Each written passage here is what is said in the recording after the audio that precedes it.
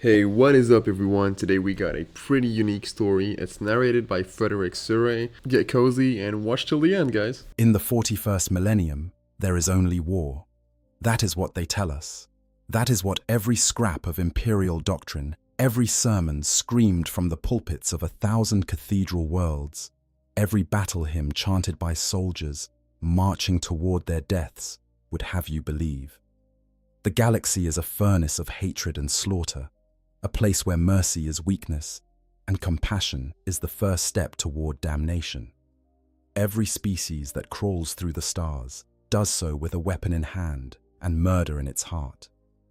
The Imperium of man stands alone against the howling dark, surrounded on all sides by aliens that would devour it, traitors that would corrupt it, and gods of chaos that would unmake the very fabric of reality itself. In such a universe, friendship between a human and an alien is not merely unlikely, it is unthinkable. It is heresy of the highest order, punishable by death or worse, by the kind of creative suffering that the Inquisition has spent 10,000 years perfecting. And yet, buried within the vast and sprawling mythology of this universe, there exists a story so strange, so deeply unlikely, so fundamentally at odds with everything the setting represents, that it has captured the imagination of fans for years. It is the story of an orc and a space marine who, against every law of nature and every decree of their respective cultures, formed something that can only be described as friendship. Not an alliance of convenience, not a temporary ceasefire born of mutual necessity, though it began that way, but something genuine, something real, and something that speaks to a truth so fundamental that even the crushing darkness of the far future cannot entirely extinguish it. Tonight, I want to tell you that story. I want to take you through it, slowly, carefully, with all the detail and context it deserves. Because this is not just a tale about two warriors from opposite sides of an eternal war finding common ground. It is a story about what it means to be alive, in a universe that seems designed to crush every gentle thing out of existence. It is about the stubborn, irrational, beautiful persistence of connection in a place where connection should be impossible. And it is, perhaps most importantly, a story about the parts of ourselves that survive even when everything else has been stripped away. So settle in, get comfortable, let the noise of the day fade into the background. And let me take you somewhere far away, to a galaxy where the stars themselves are dying and the darkness between them is alive with terrible things. Because even there, even in that place of unending horror and ceaseless conflict, something gentle managed to take root. And that, I think, is worth talking about. Before we can truly appreciate the magnitude of what happened between these two unlikely companions, we need to understand just how impossible their friendship was. We need to understand who the orcs are, what drives them, what they are at the most fundamental biological level. And we need to understand the space marines, those transhuman warriors who have been engineered from childhood to be the ultimate instruments of humanity's survival. And only when we grasp the full depth of the gulf that separated these two beings can we appreciate the bridge that somehow, impossibly, was built between them. Let us begin with the orcs. The orcs are, without question, the most successful species in the entire galaxy of the 41st millennium. This is not hyperbole, and it is not a matter of opinion. By every measurable metric of biological success, the orcs have won. They are the most numerous species in the galaxy. They inhabit more worlds than any other race. They reproduce faster than they can be killed, which is saying something given that killing orcs is one of the primary occupations of virtually every other civilization in existence.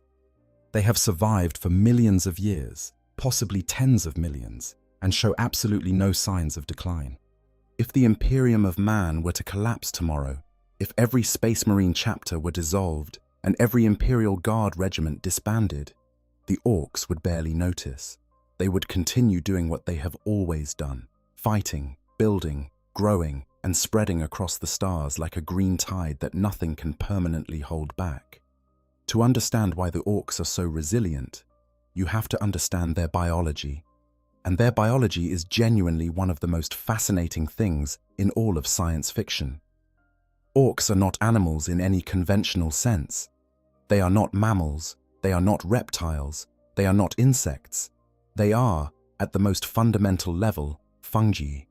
Their entire reproductive cycle is based on spores, are microscopic organisms that are released from an orc's body throughout its entire life and in massive quantities upon its death.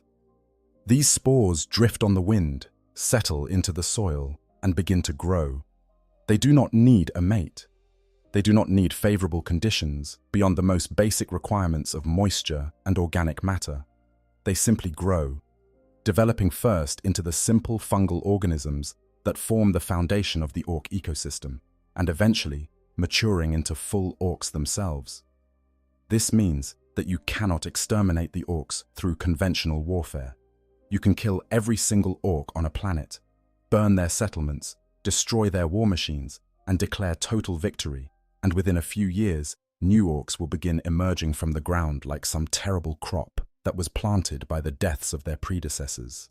As the spores that the dead orcs released will have seeded the soil, and from that soil will rise Gretchen, the small goblinoid creatures that serve as the orc underclass, squigs, the bizarre animal-like organisms that fill every ecological niche in orc society, and eventually, full-grown orcs themselves, already possessed of an instinctive knowledge of language, combat, and the crude but effective technology that defines their civilization.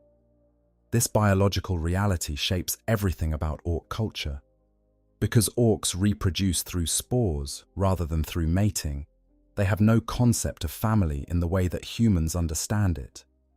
There are no orc parents and no orc children, not in any meaningful sense.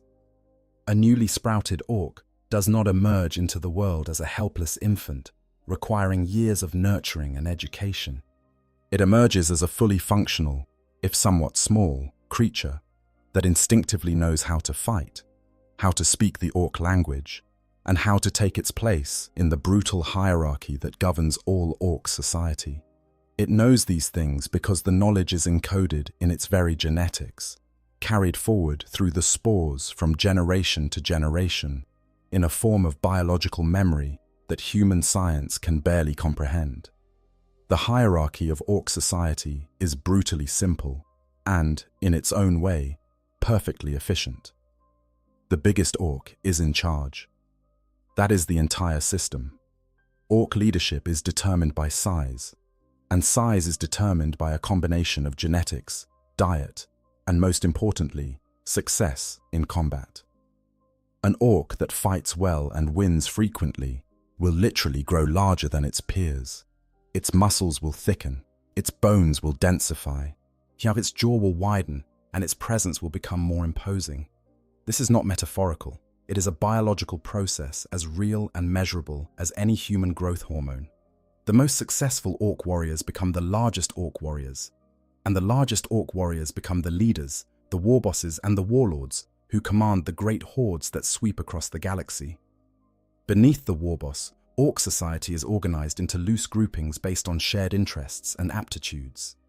There are the boys, the rank-and-file warriors who form the bulk of any orc army. There are the mech boys, the mechanically inclined orcs who build the vehicles, weapons, and crude spacecraft that allow the orcs to wage war across the stars. There are the pain boys, the orc equivalent of doctors, though the term doctor is used here in the loosest possible sense. Given that orc medical practice involves a great deal of enthusiastic experimentation and very little concern for patient comfort.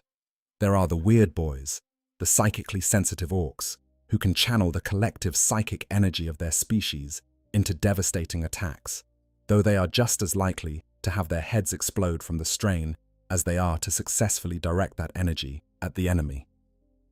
And then there are the clans, the broader cultural groupings that give orc society whatever passes for diversity in a species that is fundamentally dedicated to the pursuit of violence. The Goths are the most straightforward of the clans, dedicated to close combat and direct confrontation. The evil sons are obsessed with speed, painting their vehicles red in the sincere belief that this makes them go faster. And through the strange mechanism of the orc psychic field, they may actually be right. The Bad Moons are the wealthiest clan, their members growing teeth, the orc currency, faster than any other group. The Death Skulls are looters and scavengers, always on the lookout for useful bits of technology or particularly shiny objects to claim as their own. The Snakebites are the most traditional of the clans, preferring the old ways of warfare, riding great squiggoth beasts into battle rather than relying on mechanical vehicles. And then there are the Blood Axes, and it is the Blood Axes who matter most to our story tonight. The Blood Axes are unique among the orc clans because they are the most willing to interact with, learn from, and even cooperate with other species, particularly humans. This makes them deeply unpopular with the other clans, who view their willingness to negotiate, trade, and occasionally fight alongside humans as a form of weakness, bordering on treachery. The Blood Axes have been known to hire themselves out as mercenaries to Imperial commanders, to adopt human military tactics and organizational structures, and to use camouflage and stealth in a way that most orcs would consider unsporting at best and downright unorky at worst. The Blood Axes understand something that their more conventional brethren do not, or perhaps simply refuse to acknowledge. They understand that humans, for all their physical weakness, possess certain qualities that are worth studying and, in some cases, emulating. Human organizational ability, human strategic thinking, human technology. Yet all of these things have impressed the Blood Axes enough that they are willing to swallow their considerable pride and learn from a species that most orcs regard as nothing more than satisfyingly crunchy opponents on the battlefield. This is important context for our story because the orc at the heart of this tale carried within him something of the Blood Axe mentality, that rare willingness among orcine to look at the other and see something beyond just a target. But we are getting ahead of ourselves.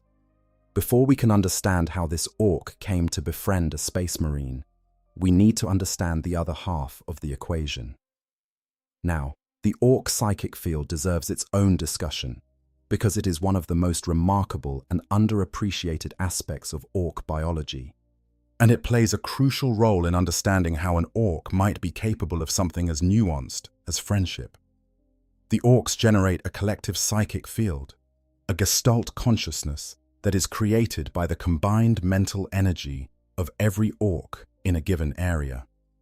This field is not sentient in itself. It does not think or plan or make decisions, but it has a profound effect on reality in the vicinity of large orc populations.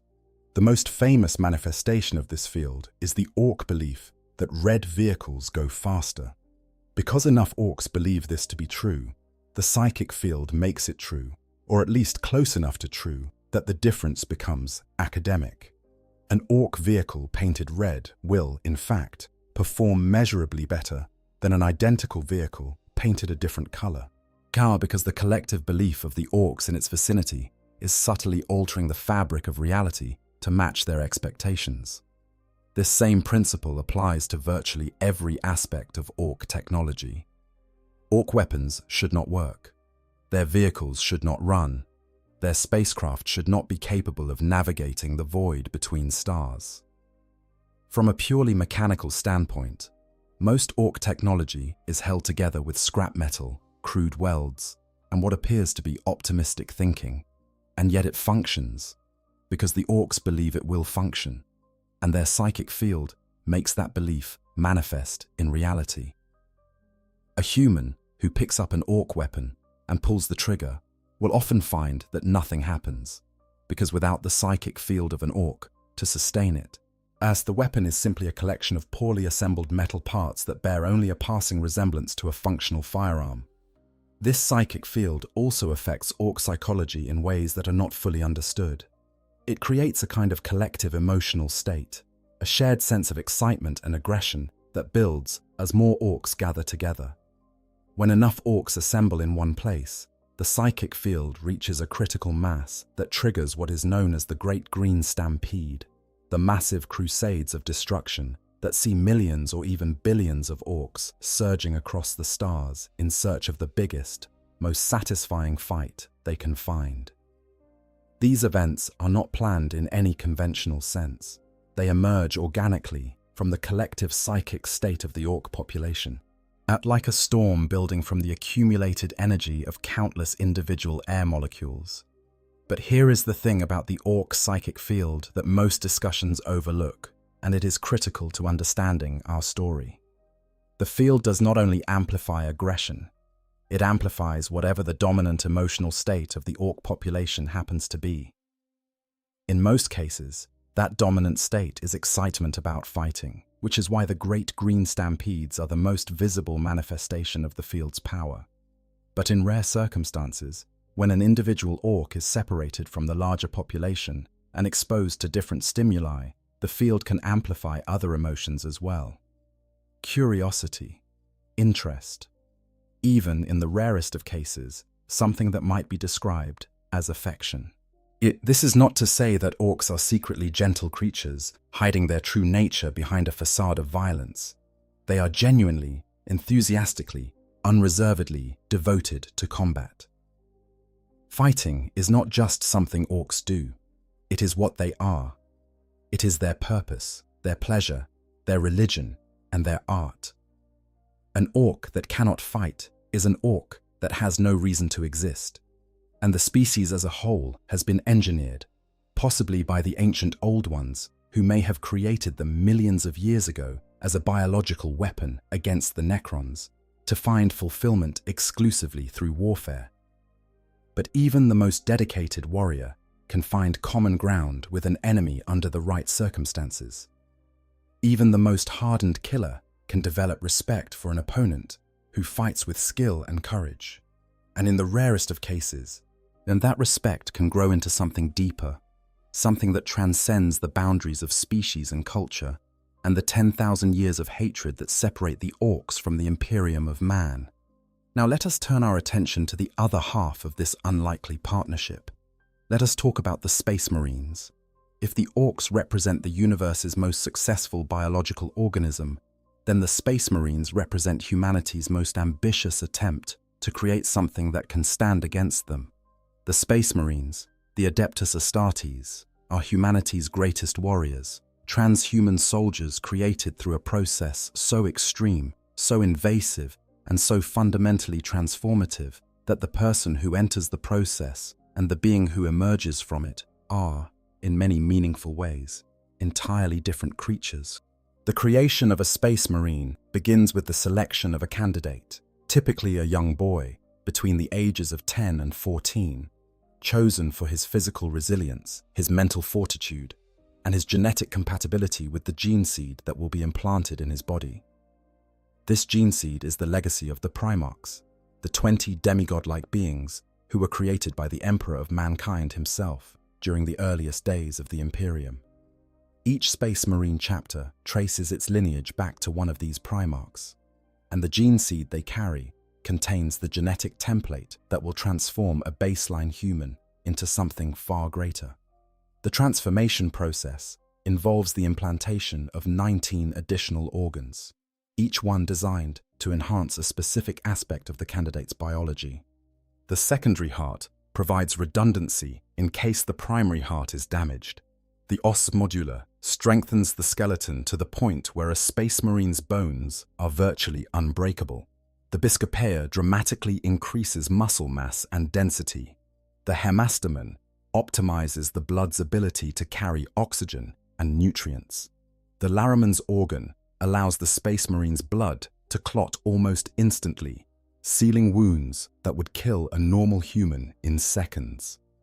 The catalepsian node allows the Space Marine to remain conscious and functional for days or even weeks without sleep, entering a state of partial rest where one hemisphere of the brain sleeps while the other remains active. And these are just a few of the modifications. By the time the process is complete, a Space Marine is roughly 7 feet tall, weighing several hundred pounds of dense muscle and reinforced bone. He can spit acid, see in near total darkness, survive in vacuum for limited periods, and heal from injuries that would be fatal to any normal human. His reflexes are superhuman, his endurance virtually limitless, and his strength sufficient to tear through steel plate with his bare hands. When clad in the power armor that is his birthright, a Space Marine becomes a walking tank, a one-man army capable of holding ground against enemies that would overwhelm entire regiments of ordinary soldiers. But the physical transformation is only half the process.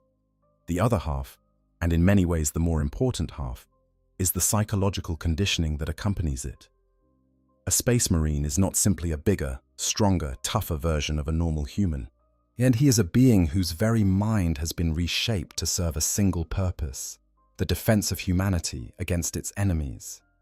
The psycho-indoctrination that every Space Marine undergoes is designed to strip away everything that might interfere with that purpose: fear, doubt, hesitation, and most relevantly, to our story, any tendency towards sympathy or compassion for the enemies of mankind. This conditioning is not subtle. It is not a matter of persuasion or education, though those play their part.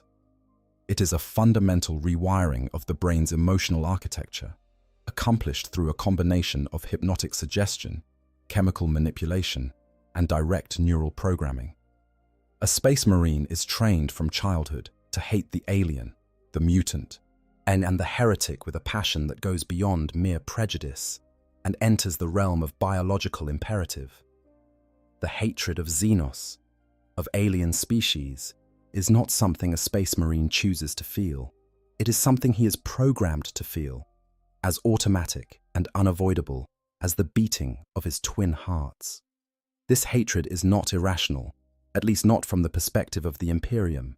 In a galaxy where aliens routinely prey upon human worlds, where Xenos raiders carry off millions of people into slavery, or worse, where entire sectors have been rendered uninhabitable by alien aggression, a deep and abiding hatred of non-human species is arguably a survival trait. The Eldar manipulate and deceive. The Tyranids devour entire worlds. The Necrons seek to scour all life from the galaxy, Timos. The Tau seduce human populations with promises of equality and cooperation that mask a very different agenda. And the Orcs, of course, exist solely to fight, to burn, to destroy everything that is not Orc, with a joyful enthusiasm that makes them perhaps the most terrifying enemy of all. Because you cannot negotiate with them, you cannot appease them, and you cannot deter them. You can only fight them again and again and again in an endless cycle of violence that has lasted for millennia and shows no sign of ever ending.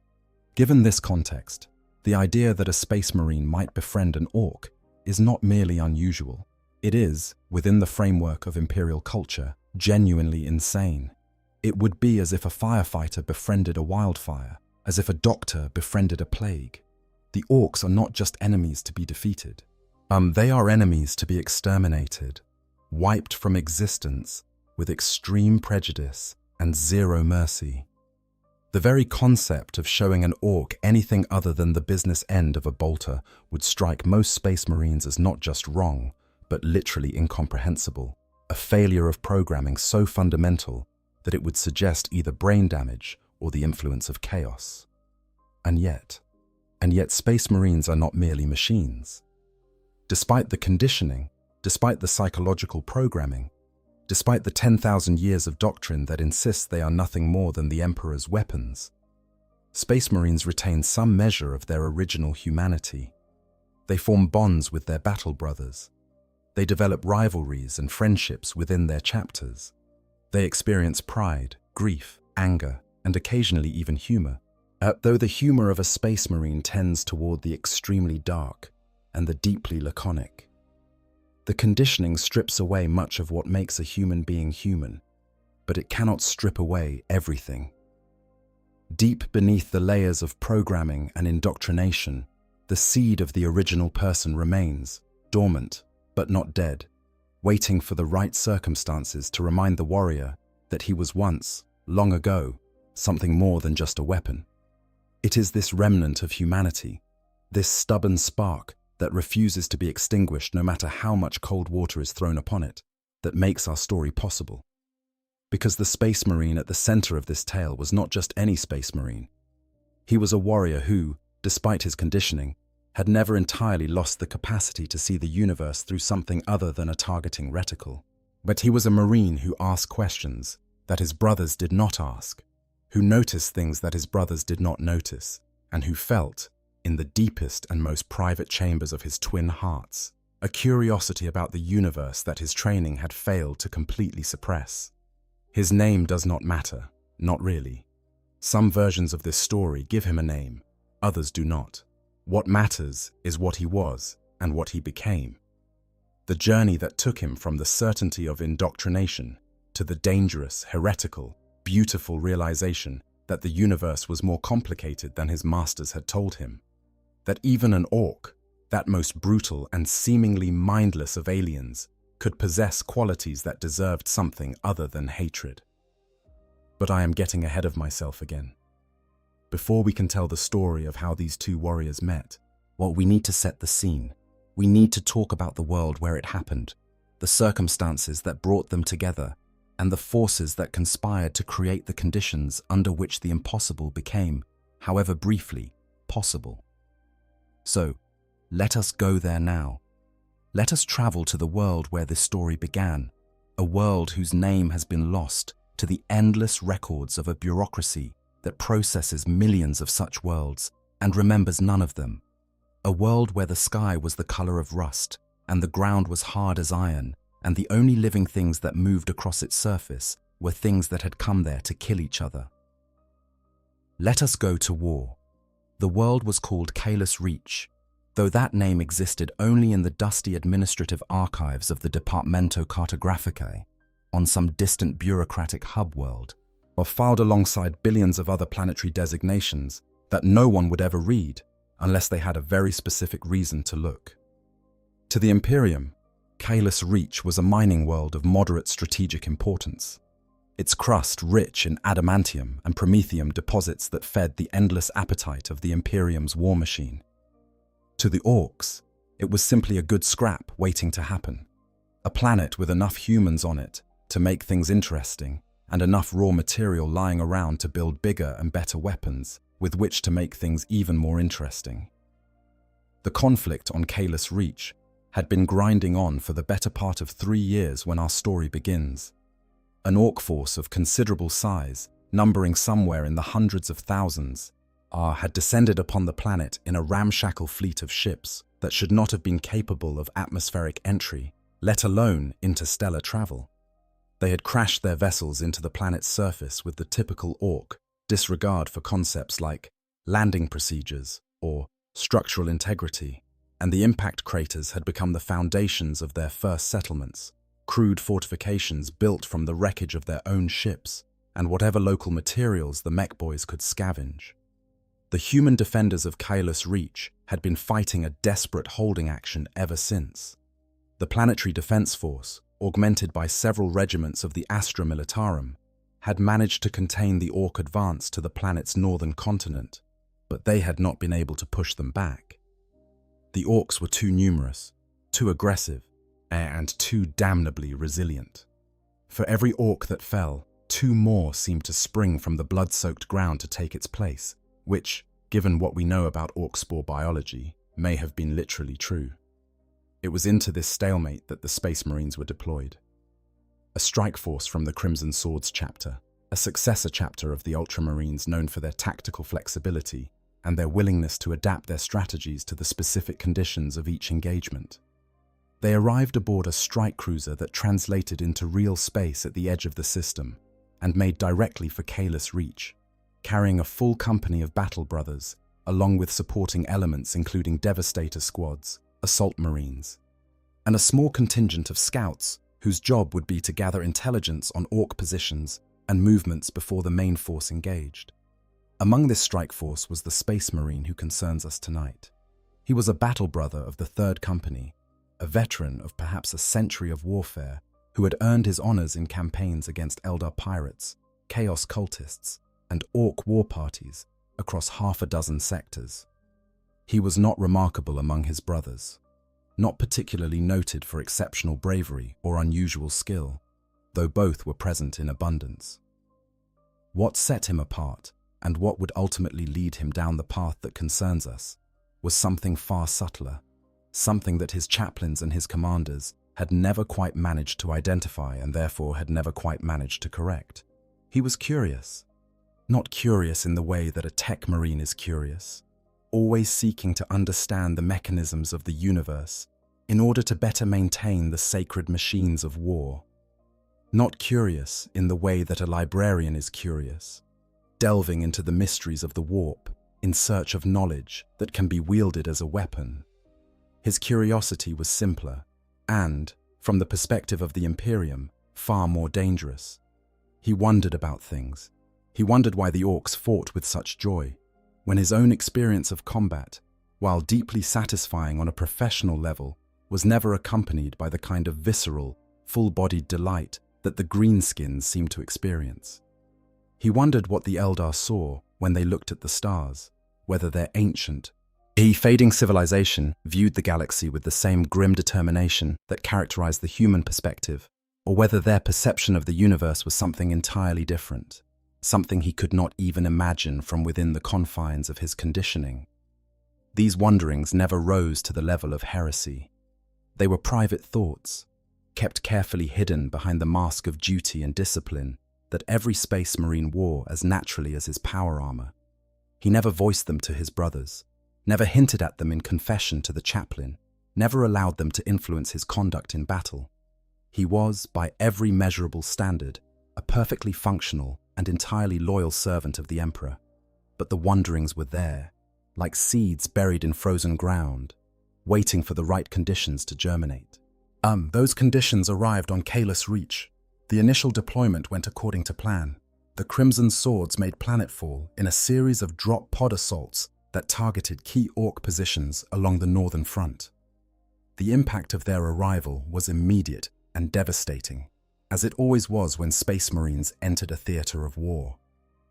Within hours, positions that the Imperial Guard had struggled to contain for months were overrun, their Orc defenders scattered or destroyed by the surgical application of overwhelming force.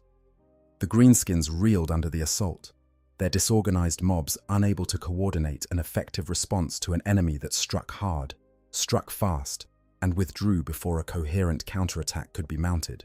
But the Orcs, as always, adapted. Or perhaps adapted is too strong a word. The Orcs reacted, while in the way that a body of water reacts when a stone is thrown into it. The initial splash was dramatic, but the water soon flows back to fill the gap, and within a short time, the surface is smooth again, as if the disruption had never occurred.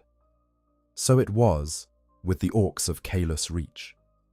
The initial shock of the Space Marine assault wore off, and the green tide surged back with renewed fury, drawn by the promise of a better fight than the Guardsmen had been providing.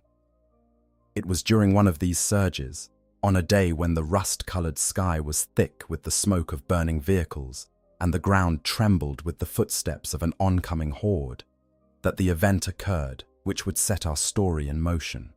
The Space Marine, our Space Marine, Chess was part of a squad tasked with holding a communications relay station on a ridge overlooking the primary battlefield. The station was strategically important, providing targeting data to the Imperial artillery batteries positioned further behind the lines. Losing it would blind the big guns, and blind big guns were useless guns. And useless guns meant that the guardsmen in the trenches below would have to face the Orc advance, with nothing but their lasguns and their courage, which, while admirable, was unlikely to be sufficient.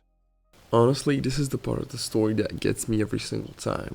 I have covered so many topics on this channel, gone deep into some of the darkest and most brutal corners of this universe, and nothing hits quite like this one does, because it is so simple. Two guys stuck in a hole, just talking, and that is all it is. And somehow that is more powerful than any Primarch duel or planet-killing a super weapon I have ever covered. I think the reason it sticks with me personally is because it reminds me why I fell in love with this setting in the first place. It was never really about the bolters or the power armor for me. It was about what those things cost the people wearing them, and the story puts that cost right in your face in a way you cannot ignore. A man is so heavily conditioned that laughing at a joke feels like a sin. Sitting next to someone the entire Imperium tells him is a mindless animal, and realizing that this is the most honest conversation he has had in 100 years, that breaks my heart a little bit every time. But anyways, let's keep going. The orc assault on the ridge was massive and sustained. Wave after wave of greenskins came charging up the slope, howling their battle cries and firing their crude weapons in every direction, including occasionally at each other, which was a perfectly normal occurrence in orc warfare and did nothing to dampen their enthusiasm. The Space Marines met them with bolter fire and chainblade, holding the ridge with the grim determination that was the hallmark of the Adeptus Astartes. Bodies piled up on the slopes, green and red mingling in the dust, and still the orcs kept coming. It was during the 5th or 6th wave, when the ammunition was running low, and the squad sergeant was starting to make the kinds of calculations that involved phrases like fighting withdrawal and last stand protocols, that the ground beneath the communications station gave way. The ridge, weakened by the vibrations of prolonged combat and the geological instability of the adamantium deposits that riddled the area, simply collapsed, taking the station, the squad, and several hundred attacking orcs with it, into a chasm that opened beneath them like the mouth of some vast, subterranean beast. The fall was long and chaotic. Our Space Marine tumbled through darkness, his armor's gyroscopic systems fighting desperately to orient him as he bounced off rock walls and fell through clouds of dust and debris. He could hear the screams of orcs around him, the crash of equipment breaking apart on impact, and the distant, receding thunder of the battle above. And then there was an impact so severe that even his enhanced body, even his power armor, could not entirely absorb it, and consciousness fled. He awoke in darkness. Not the complete darkness of the void, but the dim, reddish twilight of a cavern illuminated by the faint glow of promethium deposits in the walls. He was lying on a slope of loose rubble, his armor battered and scraped, but largely intact. His helmet display flickered to life, feeding him data in the form of amber runes and scrolling text. Multiple contusions, hairline fracture in the left tibia, power armor functioning at 73% capacity, communication systems offline, location unknown. That last item was the most concerning. Without communications, he could not contact his squad. Without a known location, he could not navigate back to Imperial lines. He was alone, injured, in an underground cavern system of unknown extent, with no way to call for help and no immediate prospect of rescue. He began to move, slowly and carefully, testing his injured leg and finding that it could support his weight if he favored it slightly. The cavern around him was vast, its ceiling lost in shadow, its walls carved with the natural striations of millions of years of geological pressure. Here and there, pockets of promethium glowed with a soft, warm light that gave the space an almost gentle quality, entirely at odds with the brutal reality of his situation. As he picked his way through the rubble, he began to find evidence that he was not the only survivor of the collapse. Orc bodies lay scattered across the cavern floor, most of them clearly dead, their thick skulls shattered by impacts that even their formidable physiology could not withstand. But not all of them were dead. Here and there, he could hear the groans and snarls of wounded orcs, their tough bodies slowly recovering from injuries that would have killed a human 10 times over. He dispatched these wounded enemies as he found them, his combat knife serving where his bolter would have been wasteful. It was simple, mechanical work, the kind of killing that required no thought and provoked no emotion. Each orc died quickly and without fuss, their small red eyes widening briefly in surprise as the blade found the gap between skull and spine, and then going dark forever. He had killed perhaps a dozen of them when he rounded a boulder and found himself face to face with an orc that was very much not wounded. The creature was sitting on a flat rock, its back against the cavern wall, watching him with an expression that he could not immediately identify. It was a large specimen, even by orc standards, easily 8 feet tall, its green skin scarred and weathered by years of combat. Its jaw was massive, jutting forward in the characteristic orc underbite that housed tusks the size of combat knives. It was wearing the remnants of armor that might once have been painted in the colors of a specific clan, though the fall had so battered and scraped the metal that any identifying markings had been obliterated. It had a weapon, a crude but enormous axe whose blade was as long as the Space Marine's forearm, but the weapon was resting across the orc's knees, not raised in threat. And the orc's posture was not aggressive. It was sitting, watching, waiting, as if it had been expecting him. For a long moment, neither of them moved. The Space Marine's hand went to his bolt pistol, an automatic reflex honed by a century of combat. The orc's eyes tracked the movement but made no corresponding gesture toward its own weapon. They regarded each other across a distance of perhaps 10 feet. Two warriors from opposite sides of an eternal war, each taking the measure of the other in the dim glow of the Prometheum deposits. The Space Marine knew what he should do. His training was clear, his duty unambiguous. The alien was to be destroyed. The Xenos was to be purged. There was no scenario in the entirety of Imperial doctrine that called for anything other than the immediate and total elimination of any non-human life form encountered in the field. His finger found the trigger of his bolt pistol, and he began to raise the weapon. And the orc spoke. Now, orcs are capable of speech. This is well documented. They speak a language of their own, a guttural, aggressive tongue that mirrors the guttural, aggressive nature of the species itself. But many orcs, particularly those who have had extensive contact with human populations, also learn to speak Low Gothic, the common language of the Imperium. Their pronunciation is crude, and their grammar is creative, to put it charitably, but they can make themselves understood when they want to. This orc spoke in Low Gothic, and what it said was perhaps the last thing the Space Marine expected to hear. "You crump good," the orc said. Its voice was deep and rumbling, like rocks grinding together in the belly of a mountain. "I watched you. You crumped them boys real proper on the way down. That was some good fighting." The Space Marine did not lower his weapon. His finger remained on the trigger, the bolt pistol aimed at the center of the orc's massive chest. But he did not fire. Some impulse that his conditioning should have suppressed, as some flicker of the curiosity that had always lurked beneath the surface of his programming, stayed his hand. The orc seemed entirely untroubled by the weapon pointed at it. It scratched its jaw thoughtfully, a gesture so unexpectedly human that it momentarily derailed the Space Marine's targeting calculations. "The way I sees it," the orc continued, as if they were having a perfectly normal conversation over a mug of fungus beer. "We got two ways this can go. You can shoot me, and den you is alone down here with no way out and a busted leg. Or you can not shoot me, and we can figure out how to get out of this hole, and then you can try to shoot me proper once we is back on top." The logic was so unexpected, so entirely contrary to what the Space Marine knew about orc behavior, that it stopped him in his tracks. Orcs did not negotiate. Our orcs did not reason. Orcs fought, and they died, and they fought some more, and any orc that suggested an alternative to immediate violence was likely to be beaten severely by its peers for displaying such un-orky tendencies. And yet here was this orc, this massive, scarred, clearly experienced warrior, proposing something that sounded almost like a truce. "Why?" the Space Marine asked.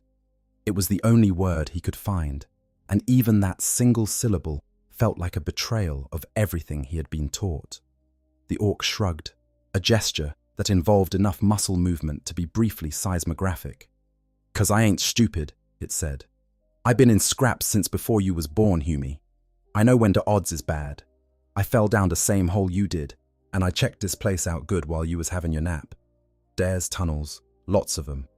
But most go deeper, not up. The ones that go up is blocked by rocks too heavy for one of us to move alone. But two of us maybe, maybe we can shift them." The Space Marine considered this.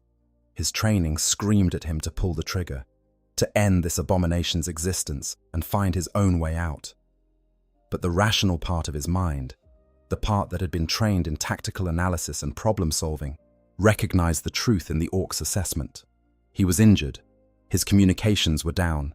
He did not know the layout of the cavern system, and if the orc was right about the blocked tunnels, he might not have the physical capability to clear them alone, not with a fractured leg and power armor running at reduced capacity. The silence stretched between them, heavy with the weight of 10,000 years of hatred and the fragile, dangerous possibility of something else entirely. "If you betray me," the Space Marine said slowly, "I will kill you." The orc grinned, and the expression was terrifying and strangely honest at the same time, a display of tusks and teeth that was somehow more genuine than any human smile the Space Marine had seen in years. "If I was gonna betray you, Humie, I would have just let the rocks fall on you while you was sleeping. Now put that shooter away and let's get moving. This place gives me the creeps." And just like that, with no formal agreement, no negotiated terms, no diplomatic protocols or written treaties, the most unlikely alliance in the history of the 41st millennium was born. A Space Marine and an orc trapped together in the bowels of a dying world, with nothing but each other and the faintest hope of seeing the sky again. The first hours were the hardest, not physically, though the physical challenges were considerable. The cavern system beneath Kalis Reach was a labyrinth of natural tunnels, collapsed mine shafts, and geological formations that seemed designed by some malevolent intelligence to confuse and disorient anyone attempting to navigate them. The promethium deposits that provided intermittent light also filled certain passages with toxic gases that even a Space Marine's enhanced biology could only tolerate for short periods, and which the orc handled by the simple expedient of holding its breath and barreling through at a dead sprint, a strategy that was crude but effective. No, the hardest part was the proximity. The Space Marine had never been this close to a living orc for this long without one of them trying to kill the other, and the smell alone was an assault on senses that had been designed to process battlefield conditions without distraction. Orcs smelled like a combination of wet leather, swamp gas, and something organic and fungal that defied more specific description. It was not exactly unpleasant, in the way that the smell of a forest after rain was not exactly unpleasant, but it was powerful and pervasive and utterly alien. The orc, for its part, seemed entirely comfortable with the arrangement. It moved through the tunnels with a confidence that suggested either familiarity with underground environments or an orc's typical disregard for the concept of danger. It talked as it walked, keeping up a running commentary on their surroundings that was by turns informative, absurd, and strangely entertaining. "See that rock there?" it said, thus pointing to a formation that glittered with embedded crystals. "That's what the mechs call sparkly gubbins. Good for making shooty bits that go bang real proper. If we was topside, I'd fill my pockets with it." "We are trying to reach the surface," the Space Marine replied, his voice carefully neutral. "Not collect minerals." "Yeah, but you gotta think ahead, don't you?" the orc said, tapping the side of its massive skull with a finger like a green sausage. "That's what me old boss always said. Grokka," he said, "you gotta think ahead, or you'll end up thinking behind, and then some git will crump you while you ain't looking." "Grokka," the Space Marine repeated. "Is that your name?" "Yeah, Grokka. Well, me full name is Grokka Ironjaw, on account of this." The orc tapped its lower jaw, which, the Space Marine now noticed, was reinforced with a crude metal plate that had been bolted directly to the bone. It looked excruciating. It also looked extremely effective as a weapon, which was probably the point. "What happened to your jaw?" Grokka made a dismissive gesture. "Got it knocked off by a knob who reckoned he was tougher than me. He wasn't, but me jaw didn't grow back quite right, so the pain boy bolted some metal on it. Works better than their original, if I'm honest. Harder to break, and it makes a lovely noise when I headbutt something." The Space Marine found himself processing this information with something other than tactical detachment. There was a story here, a life lived and battles fought, a history that was entirely alien, and yet, in some fundamental way, recognizable. Grokka had fought, been wounded, been repaired, and fought again. The specifics were different, profoundly different. But the underlying pattern was one that any warrior would recognize. They walked in silence for a while after that, picking their way through a passage that narrowed until they had to move single file, the Space Marine in his power armor barely fitting through gaps that the Orc, despite its bulk, navigated with surprising agility. The walls pressed close, the air grew thick and warm, and the promethium glow faded to near darkness, forcing both of them to rely on senses other than sight. It was in this darkness that they encountered their first shared enemy. The sound came from ahead of them, a skittering, clicking noise that echoed through the tunnels in a way that made it impossible to determine direction or distance. The Space Marine's auto-senses, even at reduced capacity, identified the sound as biological in origin, multiple sources, moving at speed, converging on their position. "Bugs," Grokka said, and for the first time since they had met, the Orc's voice carried something other than casual amusement. There was an edge to it, a wariness that suggested personal experience with whatever was making those sounds. "Big ones, from the sound of it. Underground bugs, nasty gits." The Space Marine had a more specific identification. The clicking pattern, the speed of movement, the underground habitat, all of it pointed to one thing. "Tyrannid rippers," he said. "A subsurface brood, probably drawn here by the vibrations of the battle above." "Don't care what day's called," Grokka replied, hefting its axe. "Day's about to be dead." And just like that, without discussion or planning or any of the elaborate tactical coordination that the Space Marine's training demanded, they fought together for the first time.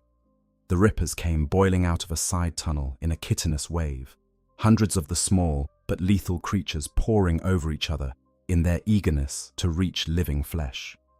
Each one was barely larger than a house cat, but their jaws were capable of shearing through ceramite given enough time, and in sufficient numbers, they could strip a fully armored warrior to the bone in minutes. The Space Marine opened fire with his bolt pistol, each round detonating among the swarm and sending fragments of chitin and ichor spraying across the tunnel walls. Beside him, Grokka waded into the mass with its axe, the massive blade sweeping through the Rippers in great arcs that cleared the ground of everything in its path. The Orc fought with a joy that was almost transcendent, its massive frame moving with a grace that belied its size, each blow delivered with a combination of raw power and something that could only be described as artistry. For his part, the Space Marine fought with the cold precision that was the hallmark of the Adeptus Astartes. Every shot found its mark. Every movement was economical, purposeful, designed to maximize damage while minimizing exposure. He covered Grokka's flanks when the Orc overextended, and Grokka, whether by instinct or intelligence, returned the favor, its axe sweeping through Rippers that had been circling toward the Space Marine's injured side. They fell into a rhythm, the two of them, as a pattern of attack and defense that was improvised and imperfect, but somehow effective. When the Space Marine's bolt pistol clicked empty, Grokka stepped forward to cover him while he reloaded. When a Ripper managed to latch onto Grokka's arm and begin gnawing at the crude armor beneath, the Space Marine stepped in and crushed it with a gauntleted fist before it could reach flesh. The fight lasted perhaps 3 minutes. It felt like 3 hours. When the last Ripper lay twitching on the tunnel floor, the Space Marine and the Orc stood in the silence of the aftermath, both of them breathing hard, both of them splattered with the foul ichor of Tyrannid blood. The tunnel around them looked like the interior of a slaughterhouse, the walls and floor coated with the remnants of hundreds of creatures that would never threaten anyone again. Grokka looked at the Space Marine. The Space Marine looked at Grokka. "Not bad," Grokka said. "Not bad," the Space Marine agreed. And something shifted between them, something subtle and profound, and entirely unprecedented. It was not friendship, not yet. It was too new, too fragile, too contrary to everything both of them had been raised to believe.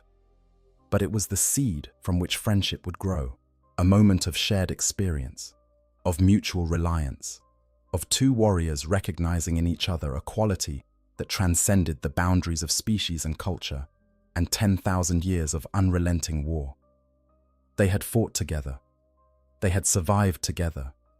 and in the darkness beneath a world that neither of them might ever see the surface of again, that was enough.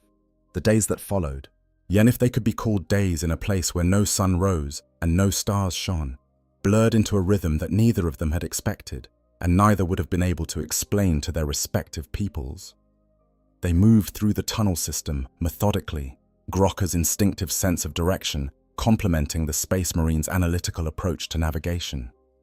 The orc could smell water, feel the faintest movement of air against its skin that might indicate a passage leading upward, sense the subtle differences in rock composition that distinguished natural caverns from collapsed mine shafts.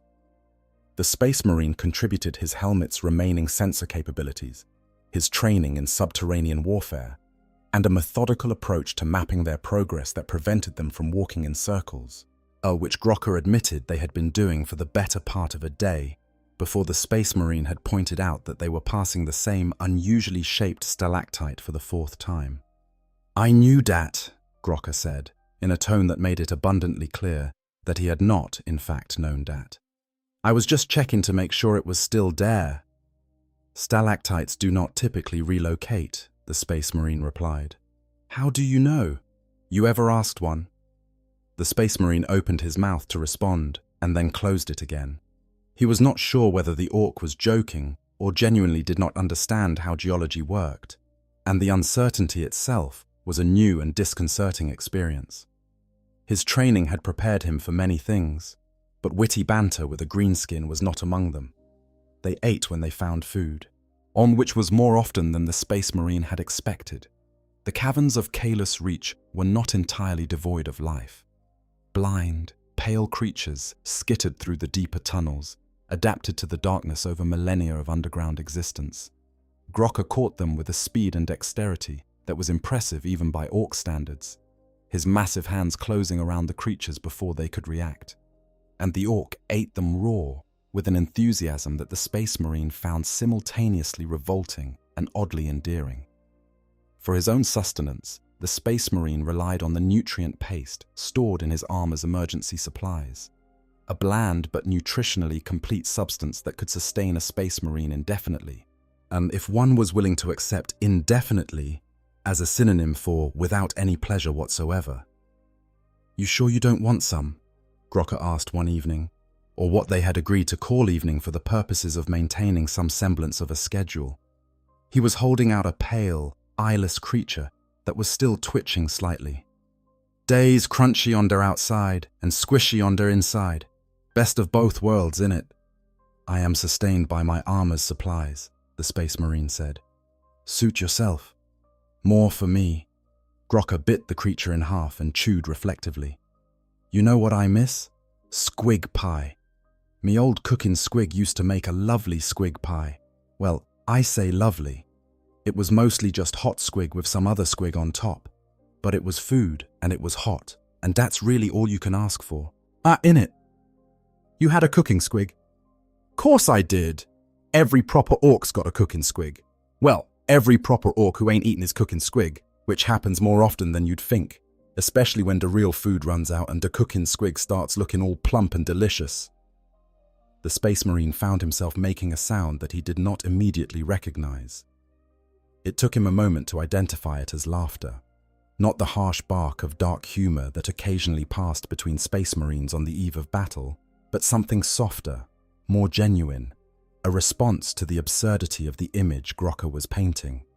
An orc, staring at its cooking squig, with the slow, inevitable realization that the cook was about to become the cooked.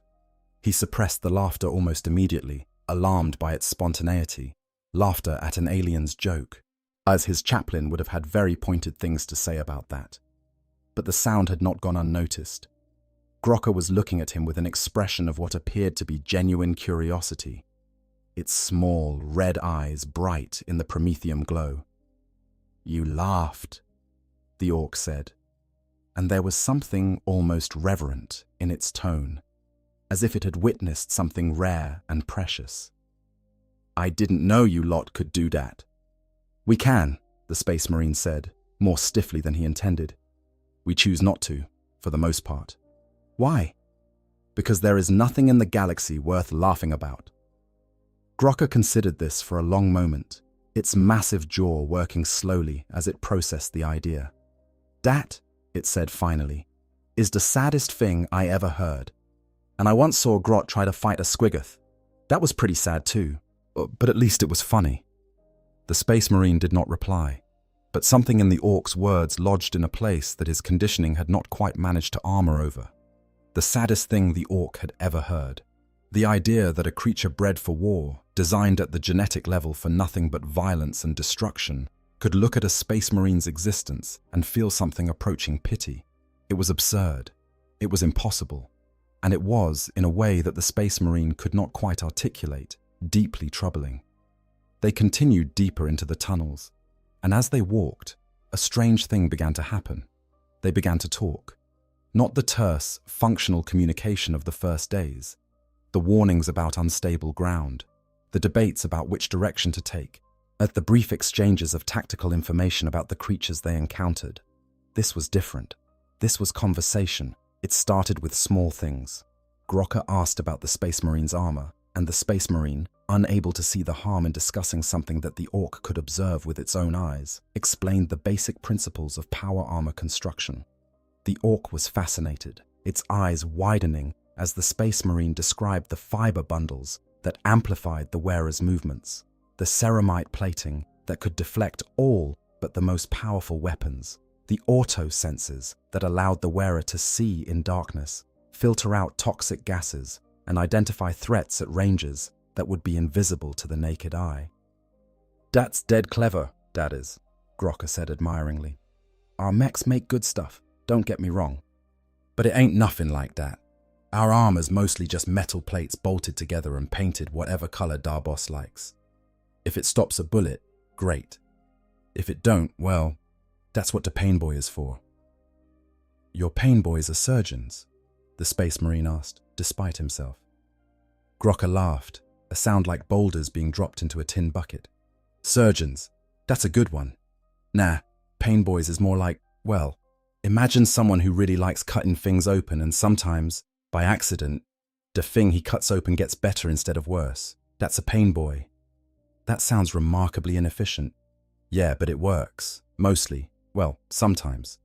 Look, the point is, if you go to a pain boy and you come out alive, you is probably tougher than when you went in, on account of all the extra bits he's bolted on. I got 3 extra teeth, a metal jaw, and something in my chest that the pain boy said was a pump but might be a small engine. I don't know, it makes a ticking noise when I run." In return for these insights into orc biology and culture, Grokka wanted to know about the Space Marines.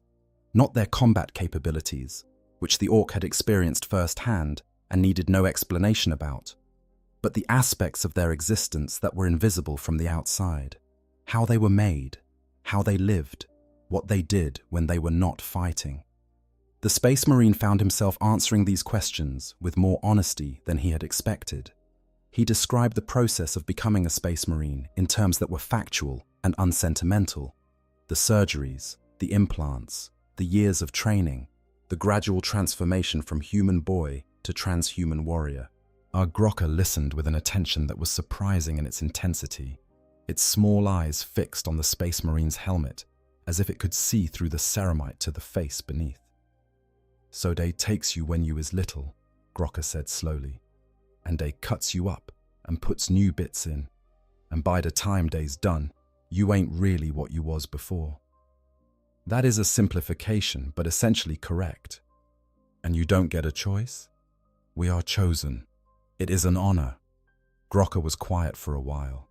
When it spoke again, its voice was softer than the Space Marine had heard it before, a rumble rather than a roar. "The boys don't get a choice neither. We comes out of the ground already knowing how to fight, already wanting to fight. It ain't a choice. Why, it's just what we is." "Then we are not so different."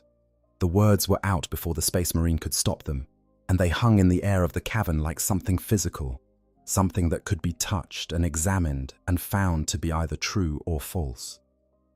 The Space Marine wanted to take them back, to qualify them, to retreat behind the safe walls of doctrine and conditioning. But the words were spoken, and they could not be unspoken. and the truth they contained could not be entirely denied. Grocker looked at him for a long time. "Maybe not," the orc said. "Maybe not." They found the first blocked passage on what they had decided to call the third day. A section of tunnel that had clearly once led upward, its angle promising and its walls showing the marks of old mining equipment, was completely sealed by a fall of massive boulders, each one weighing several tons. The Space Marine assessed the obstruction with his remaining sensors and concluded that it was clearable, but only with the combined strength of both of them working together. This was the moment of truth, in a way. Working together to fight off rippers was one thing. That was survival instinct, pure and simple, requiring no trust beyond the immediate confidence that neither party would attack the other while there was a greater threat to deal with. But working together to move rocks, standing side by side with weapons holstered and backs turned, each one relying on the other to heave and push and strain without taking the opportunity to strike, that required something more. That required trust. Grocker approached the first boulder and set its feet, its massive frame bracing against the stone. The Space Marine moved to the opposite side, his power armor's servos whining as he pressed his shoulder plates against the rough surface. For a moment, they simply stood there, each of them acutely aware of the other's proximity, the vulnerability of their positions, the ease with which trust could be betrayed. "On 3, the Space Marine said. "What happens on 3? "We push." "Oh, right. I knew that." They pushed. The boulder moved, slowly at first, and then with gathering momentum as their combined strength overcame its inertia.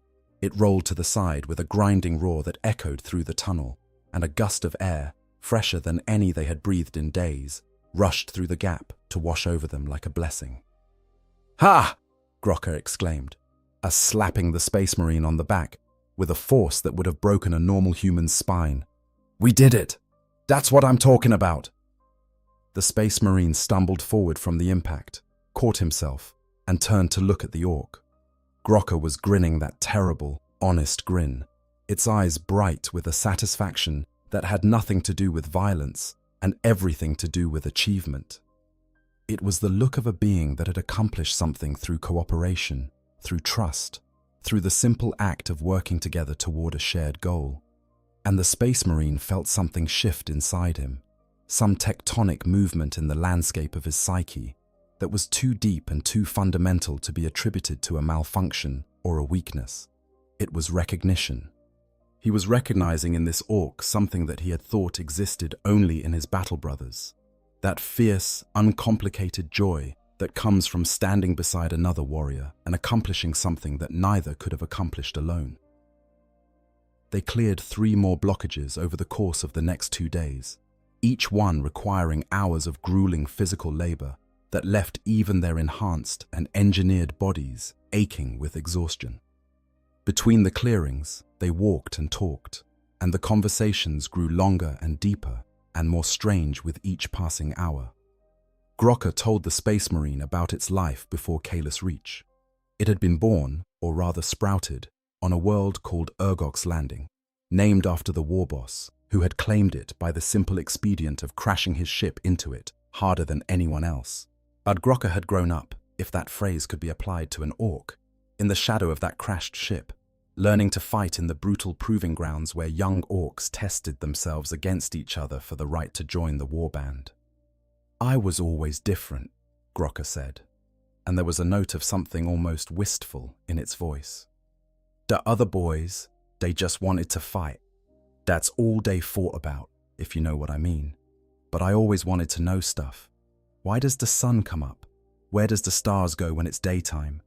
What's inside a Humie's head that makes them so clever at building stuff?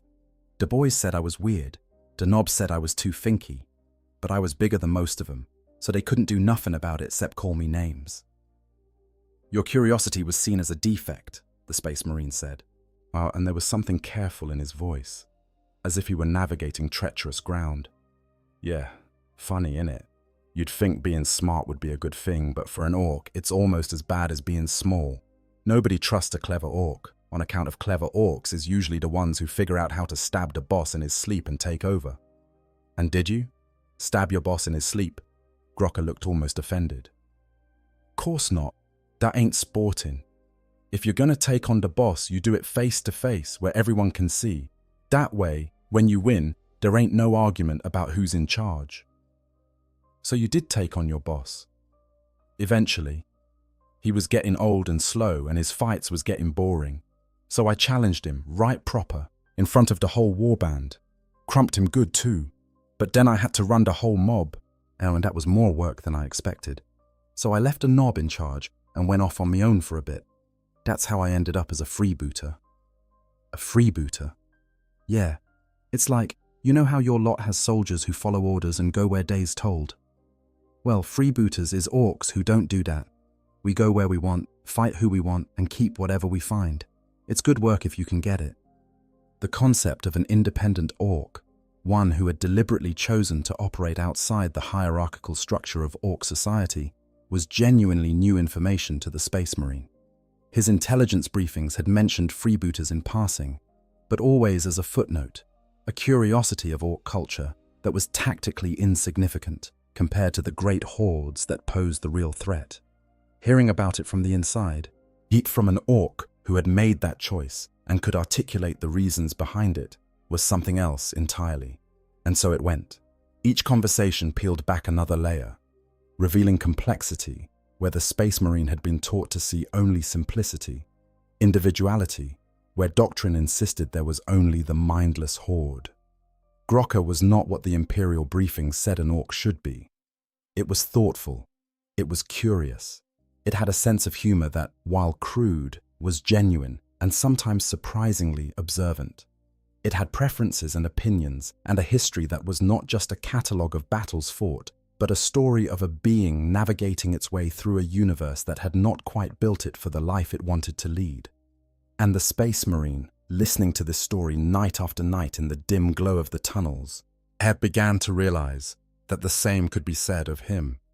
He too had been built for a specific purpose, shaped and molded and conditioned to be a weapon in the Emperor's arsenal. He too had found that the life he had been designed for did not entirely match the life he experienced. He too carried within him a curiosity, a capacity for wonder, a stubborn refusal to accept that the universe was nothing more than a battlefield, and his role in it nothing more than that of a particularly effective bullet. They were not the same. They could never be the same. The biological gulf between them was too vast, the cultural differences too profound, the weight of 10,000 years of enmity too heavy to simply set aside. But they were, in their own ways, misfits. They were beings who did not quite fit the molds that had been prepared for them, who carried within them questions that their respective societies would rather they did not ask. And in that shared status as outsiders, in that mutual recognition of the other as something more than what they were supposed to be, the seed of genuine friendship took root and began to grow. On what they called the 6th day, they found the hot spring. It was a natural formation, a pool of geothermally heated water that had collected in a depression in the tunnel floor, surrounded by smooth stones that had been polished by centuries of mineral-laden spray. The air around it was warm and humid, a stark contrast to the cool dryness of the tunnels, and the water itself glowed faintly with dissolved minerals that gave it an ethereal, almost otherworldly quality. Grokka sat down heavily beside the pool and dipped one massive, yet green hand into the water. "Warm," the orc said with evident satisfaction. "Not too hot, not too cold, just right." The Space Marine stood at the edge of the pool, his sensors confirming what Grokka had reported. The water was warm, clean by underground standards, and free of any toxins or biological contaminants that might pose a threat. It was, by any reasonable assessment, a safe place to rest. "We should stop here for a while," he said. "Rest, conserve energy." Grokka did not need to be told twice. The orc leaned back against a smooth boulder, closed its eyes, and let out a sigh of contentment that seemed to come from somewhere deep within its massive chest. The sound was so unexpected, so fundamentally at odds with the image of the orc, as a being of pure aggression, even that the Space Marine found himself simply standing and watching for several minutes, studying the orc's relaxed posture as if it were a puzzle that required solving. "You look different when you are not fighting," the Space Marine said. Grokka opened one eye. "So do you, I bet. Under all dat metal there is a bloke in there somewhere, right?" "There is a warrior in here." "Yeah, but is there a bloke? Like, do you have a name, a real one, not just a number or whatever you lot use?" The Space Marine hesitated. His name was not a secret exactly. It was recorded in the chapter's archives, listed alongside his battle honors and his service record.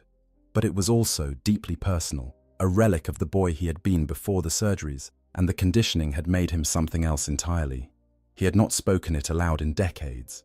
Words had not thought of it as anything other than an administrative designation for so long that it had lost most of its meaning. But sitting here, in this warm, quiet place beneath the surface of a world where thousands were still dying, speaking to an orc who had somehow become the closest thing to a companion he had known in years, the name felt different. It felt like something worth reclaiming, if only for a moment. "Thalric," he said. "My name is Thalric." "Thalric," Grokka repeated, the name sounding strange in its orc accent. The consonants thickened and the vowels broadened. "That's a good name. Strong. Sounds like something that could take a punch." "And your name, Grokka, what does it mean?" "Means the one who headbutts," which is pretty accurate, to be fair. Thalric made that sound again, that not quite laugh that surprised him every time it emerged, and this time he did not suppress it. In the warmth of the underground spring, in the company of this impossible companion, he let it happen. He let himself be, for just a moment, something other than a weapon. And Grokka, hearing it, smiled that terrible, honest smile, and the two of them sat in the warm, quiet dark, and for a little while, the war above them felt very far away. The days continued to pass, each one marked by the slow, steady progress they made through the tunnel system, and by the conversations that filled the hours between obstacles. Thalric found himself looking forward to these conversations in a way that troubled him deeply when he allowed himself to think about it, which he tried not to do too often. The fact remained that he was enjoying the company of an orc, and that enjoyment was so far outside the boundaries of acceptable Space Marine behavior that it did not even register on the scale of transgression. It was not merely heretical, it was so far beyond heresy that there was probably no word for it in the entire lexicon of Imperial jurisprudence. And yet, he could not stop. Grokka was, against all expectations and all available evidence about orc psychology, genuinely interesting to talk to, not in the way that a scholar was interesting, or a philosopher, or any of the other categories of human intellectualism that the Space Marine had encountered in his century of service. Grokka was interesting in the way that a mountain was interesting, or a storm, or a forest fire. There was a raw, unfiltered quality to the orc's observations that cut through the layers of assumption and doctrine that Thalric carried with him like a second set of armor, getting to the heart of things with a directness that more sophisticated minds would have spent pages and pages working their way around. "You lot are scared of everything," Grokka observed one day, as they navigated a particularly treacherous section of tunnel where the ceiling was low enough that the orc had to duck and the Space Marine had to practically crawl. "We are not scared," Thalric replied, his voice carrying the automatic stiffness of offended pride. "We are cautious. There is a difference. Nah, you're scared. Scared of the aliens. Scared of the chaos gits. Scared of your own shadows half the time. Your whole empire, right? It's built on being scared. You're so scared of everything that you've gone and made being scared into a religion." Thalric wanted to argue. His conditioning demanded that he argue, that he defend the Imperium's way of life against the ignorant criticism of a Xenos who could not possibly understand the complexities of human civilization. But the words would not come, because buried beneath the layers of programming and indoctrination, in a place that the chaplains and the tech priests had never quite managed to reach, a small voice was whispering, that the orc was not entirely wrong. The Imperium of man was, at its core, an empire built on fear. Fear of the alien, fear of the witch, fear of the heretic, fear of the vast, uncaring universe, and the terrible things that lurked in its darkest corners. Every law, every institution, and every cultural practice of the Imperium was designed to manage that fear, to channel it into forms that were useful, like the righteous fury of the Space Marines or the grim determination of the Imperial Guard. But it was fear nonetheless, and the fact that it had been dressed up in the language of faith and duty and sacrifice did not change its fundamental nature.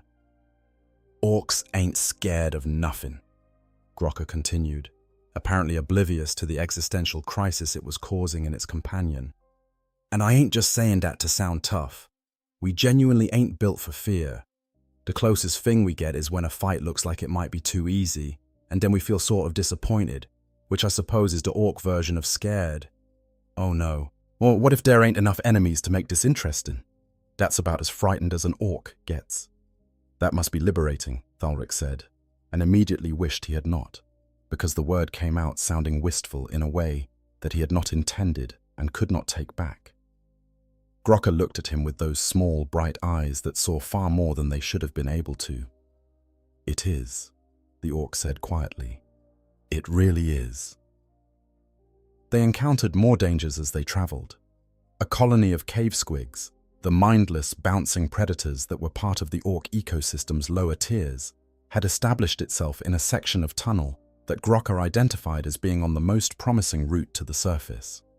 The squigs were not intelligent in any meaningful sense, being essentially mouths with legs, but they were voracious, and they were numerous, and they attacked anything that entered their territory with a mindless aggression that even Grocker found excessive.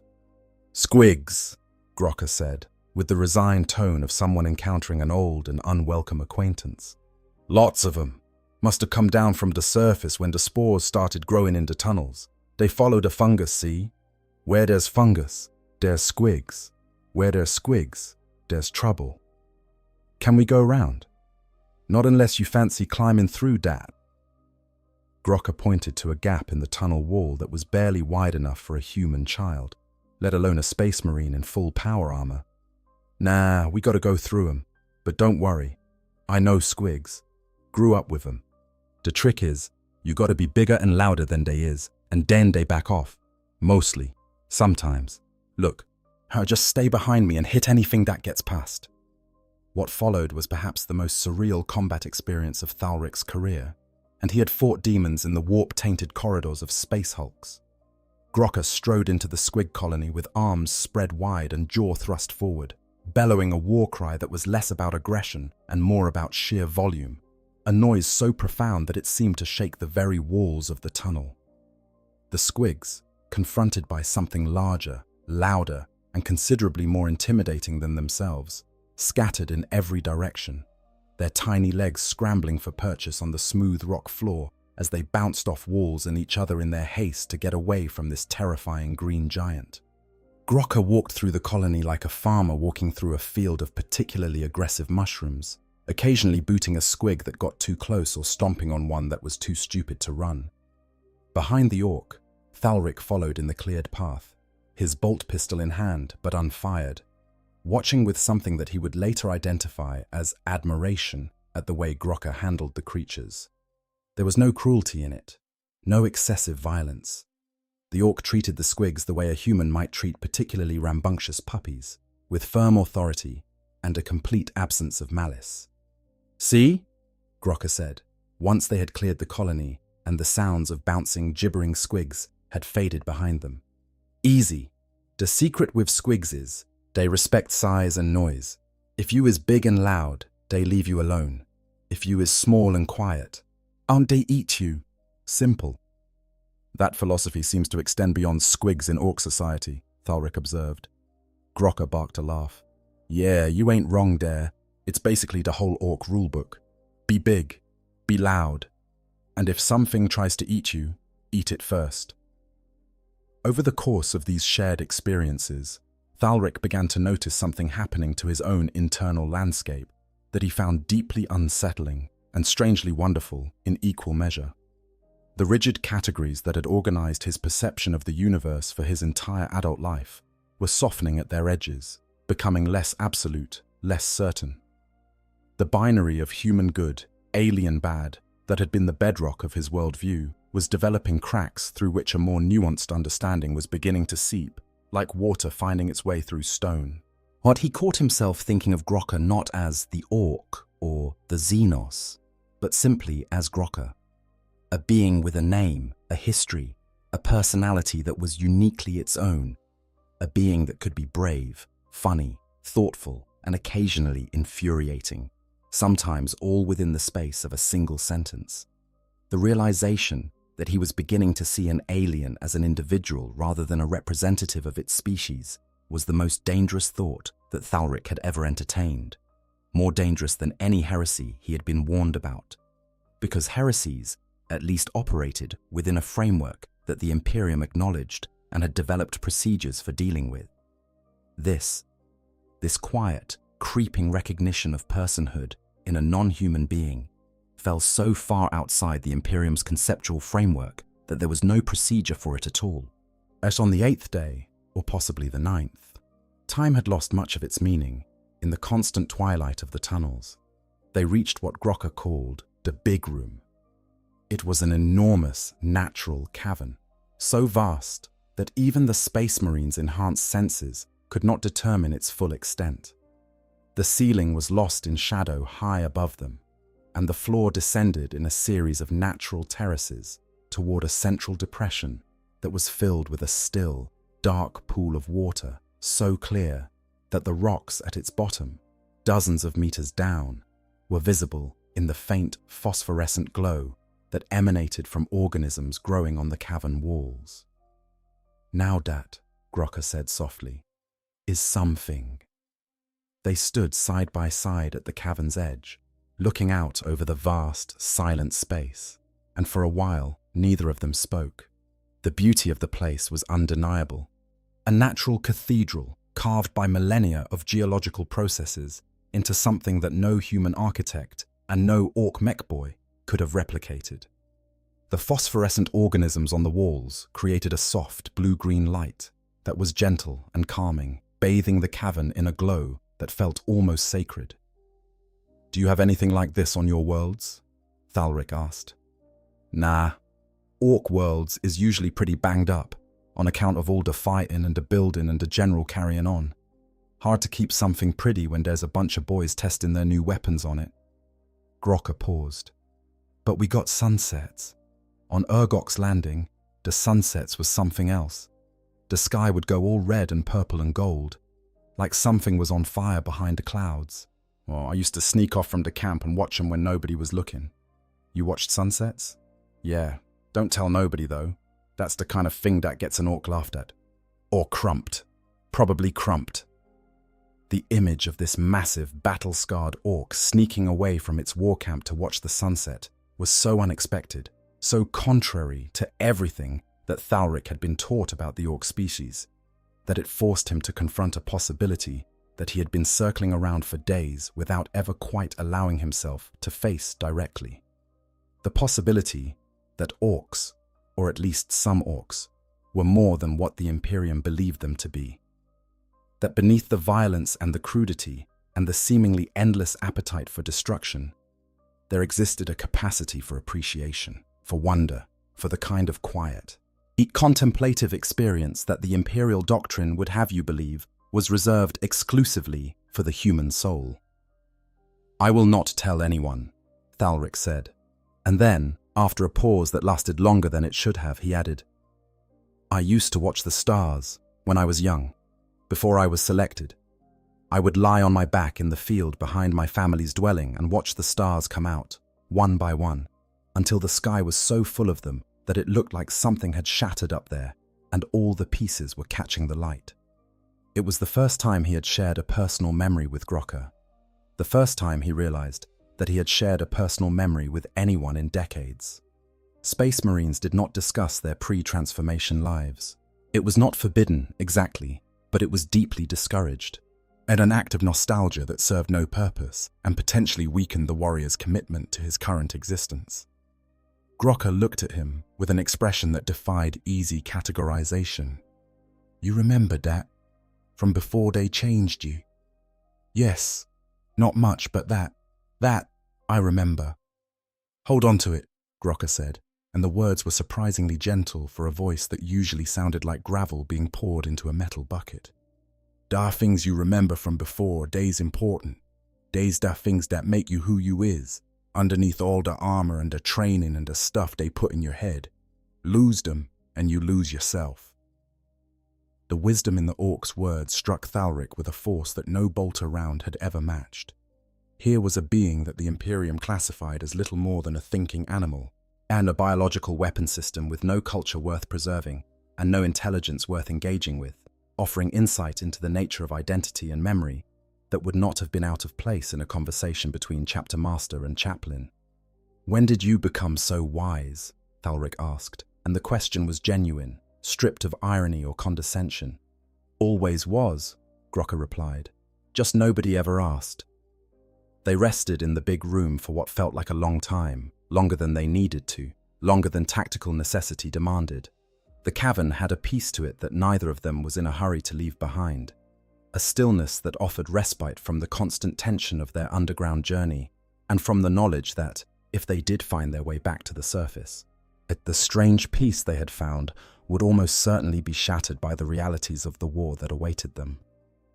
It was during this rest that Grokka asked the question that had been building between them since their first conversation, the question that neither of them had been willing to voice, because voicing it would mean acknowledging what they had both been trying not to think about.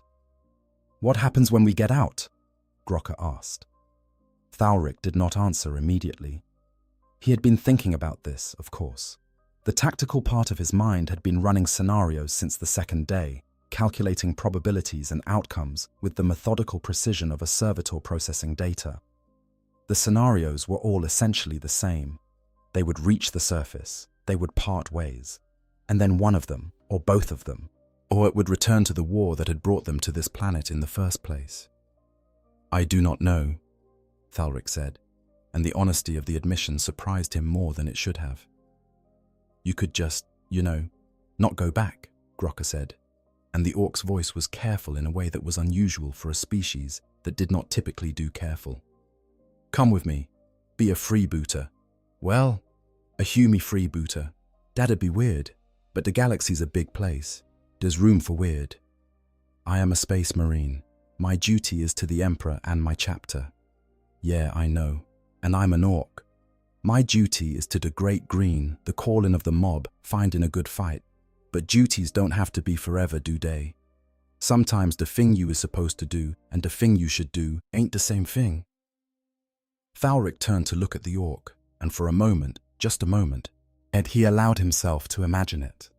Walking away from the chapter, from the Imperium, from the 10,000 years of doctrine and tradition that defined every aspect of his existence, walking away and into something new, something undefined, something that had no precedent in the history of the galaxy.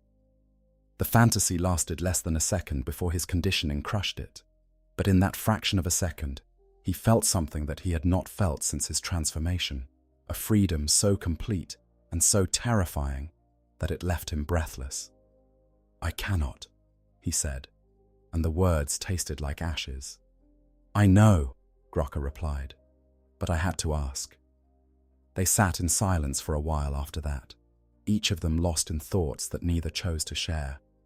The phosphorescent light played across the surface of the pool, creating patterns of blue and green that shifted and changed like the surface of some living thing. In the distance, water dripped from the cavern ceiling with a rhythm that was almost like a heartbeat, steady and patient and endlessly persistent. "Grokka," Thalric said eventually. "Yeah? Whatever happens when we reach the surface, I want you to know that I will remember this, all of it.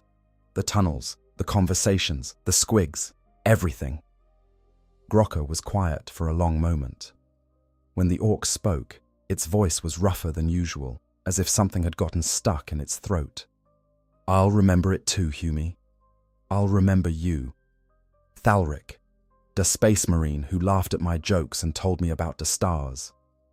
They were not all good jokes. Oi, they was brilliant jokes. You just ain't got the right sense of humor to appreciate 'em. And there, in the quiet dark, something passed between them that neither of them had words for. It was not love, not in any sense that either species would recognize. It was not brotherhood, because their differences were too vast for that word to carry the weight of what they had built. It was something else, something that existed in the space between languages and cultures and the rigid categories that both of their civilizations used to organize the universe into comprehensible patterns. Call it recognition. Call it respect. Call it the acknowledgement that in a universe of 10 billion stars and 1 million worlds, two beings who should never have met, let alone understood each other, had somehow found in each other a reflection of something true and fundamental and unbreakably real. Call it friendship, because that is what it was.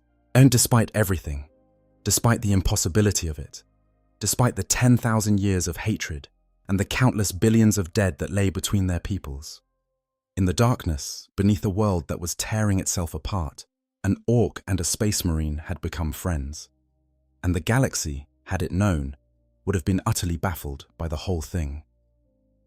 Now, before we continue with the final chapters of Thalric and Grokka's journey, I want to step back for a moment and place their story within the broader context of the Warhammer 40,000 universe. Because while their friendship is extraordinary, it is not entirely without precedent. The history of the 41st millennium contains other examples of unlikely connections between humans and orcs, yet moments where the rigid walls of xenophobia cracked just enough to allow something unexpected to grow through. Understanding these precedents helps us appreciate what made Thalric and Grokka's bond special and what it tells us about the nature of both species. The most famous example, of course, is the relationship between Commissar Sebastian Yarrick and the Orc warlord Gazgkul Mag Uruk Thraka. Now, to be clear, relationship is a complicated word to use here. Yarrick and Gazgkul are not friends in any conventional sense. They have been trying to kill each other for decades, across multiple wars and campaigns that have consumed entire worlds and cost millions of lives. And yet, between them, there exists something that transcends mere enmity, and a mutual respect so deep and so genuine that it has altered the behavior of both parties in ways that neither would willingly admit. Gazkul, the greatest orc warlord to have lived in millennia, the self-proclaimed prophet of the great green deity, the being whose very name sends shudders through the strategic planning departments of every sector command in the Imperium, has developed what can only be described as an obsession with Yarrick. Not an obsession born of hatred, though hatred certainly plays its part, but an obsession born of respect. Gazgkul considers Yarrick to be the greatest human fighter he has ever encountered, the only member of the Imperium's military who has consistently proven capable of matching the warlord's tactical genius and matching his warrior's ferocity in battle. This respect has manifested in some truly extraordinary ways. During the Second War for Armageddon, when Gazgkul's forces overran the hive city of Hades and captured thousands of Imperial soldiers, the warlord personally ordered that Yarrick be kept alive and treated with a measure of respect that was utterly unprecedented in orc-human interactions. Gazkul wanted Yarrick to survive, not out of mercy, but because the warlord wanted to fight him again. Killing Yarrick when the old man was captured and helpless would have been, in Gazkul's estimation, unsporting. It would have denied the warlord the satisfaction of defeating his greatest opponent in a fair fight, and for an orc, particularly an orc of Gazkul's stature, and that satisfaction was worth more than any tactical advantage that killing a captured enemy commander might provide. Yarrick, for his part, has displayed a similar fixation on Gazgkul that goes beyond the normal intensity of a military commander's focus on a persistent adversary. Yarrick has spent decades studying the warlord, learning his tactics, anticipating his strategies, building a mental model of Gazgkul's decision-making process that is more detailed and more nuanced than anything in the official Imperial intelligence files. In doing so, Yarrick has come to understand Gazgkul in a way that few humans have ever understood an orc, not just as a threat to be neutralized, but as a being with motivations, preferences, and a kind of internal logic that, while alien, is not incomprehensible. This mutual understanding has created a dynamic between them that is unique in the annals of Imperial Orc conflict. They are enemies, yes, bitter and irreconcilable enemies who will fight each other until one of them is dead. But they are also, in some strange way, the most important being in each other's lives. Gazkul would not be the warlord he is without Yarrick to test himself against, and Yarrick would not be the legend he has become without Gazkul to define himself in opposition to. They have shaped each other, pushed each other, forced each other to become more than they might otherwise have been. In a universe of mindless hatred and purposeless slaughter, their rivalry has a clarity and a purity that borders on the beautiful. But what Thalric and Grokka found was different from the Yarrick-Gazkul dynamic in one crucial respect. Yarrick and Gazkul's connection was built on opposition, on the electric charge that flows between two perfectly matched adversaries.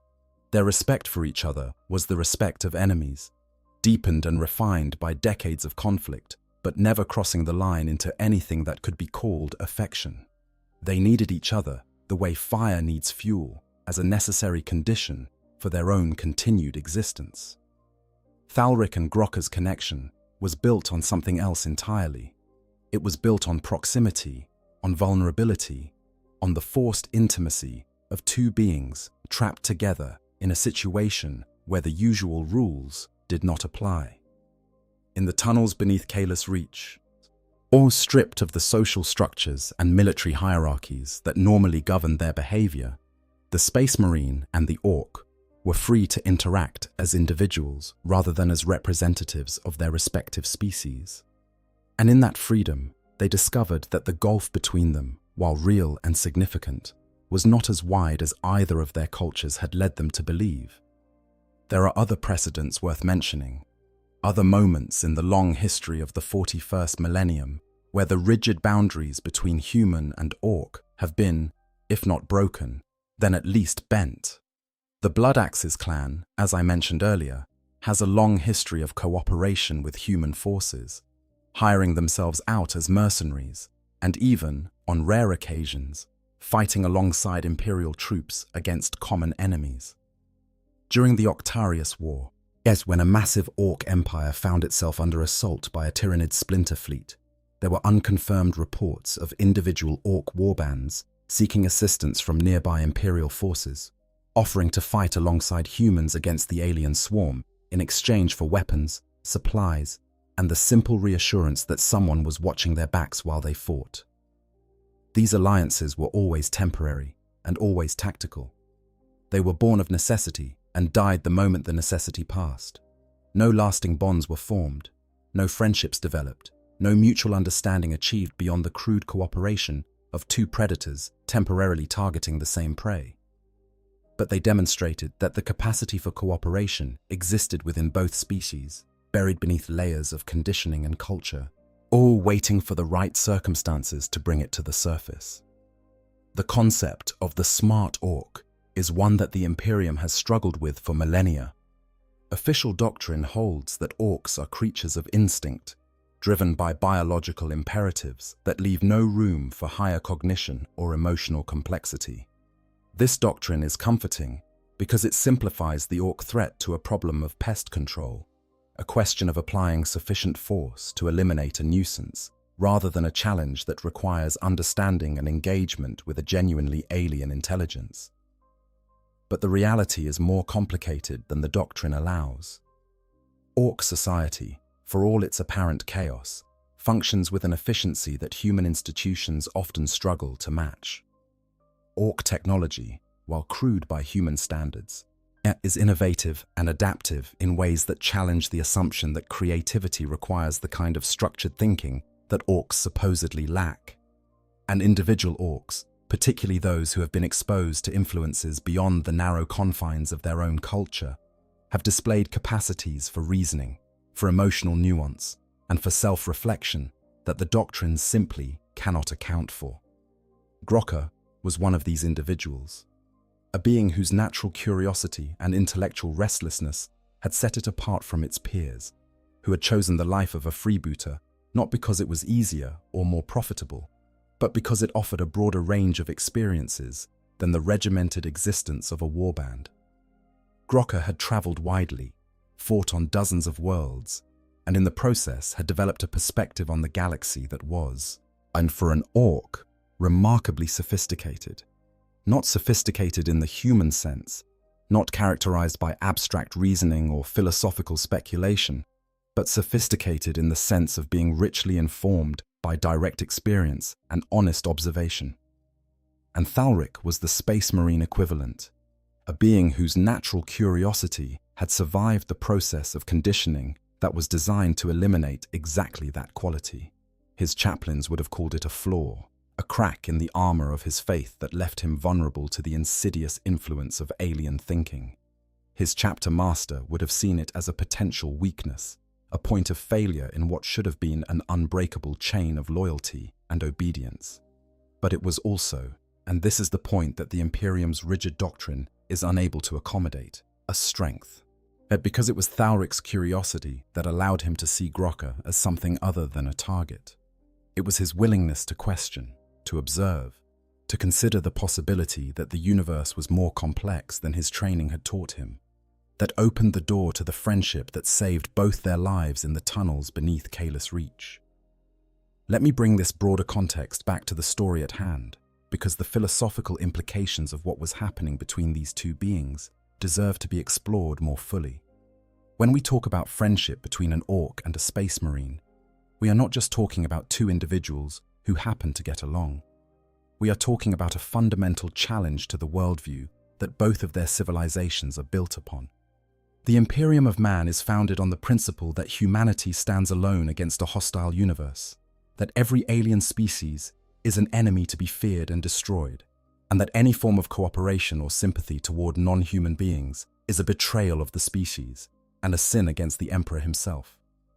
The orc species is built around the principle that fighting is the only meaningful activity in the universe, that every non-orc is either an opponent to be defeated or a resource to be exploited, and that the concept of peaceful coexistence is not just undesirable, but fundamentally incomprehensible.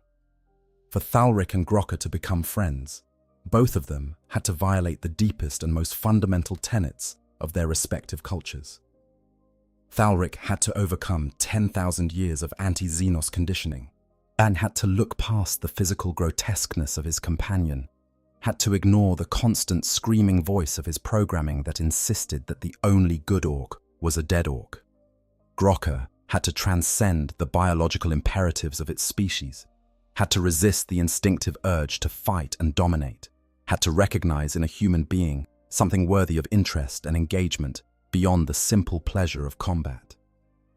The fact that both of them managed to do this in the span of a few days and under conditions of extreme stress suggests something profound about the nature of consciousness and connection. It suggests that beneath the layers of conditioning and biology, beneath the cultural programming and the species-wide instincts, there exists a level of being where the differences between orc and human are less absolute than they appear.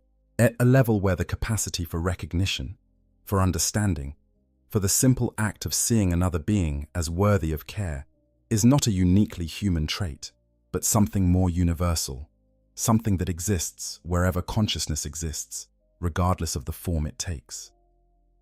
This is a dangerous idea.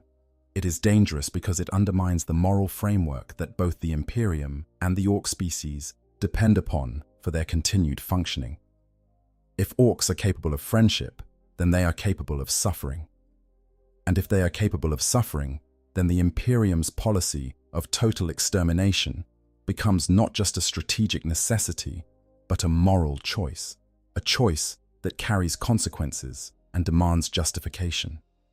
Similarly, if space marines are capable of forming bonds with aliens, yet then the conditioning that turns them into weapons is not just a process of enhancement, but a process of diminishment, a stripping away of capacities that are valuable and irreplaceable.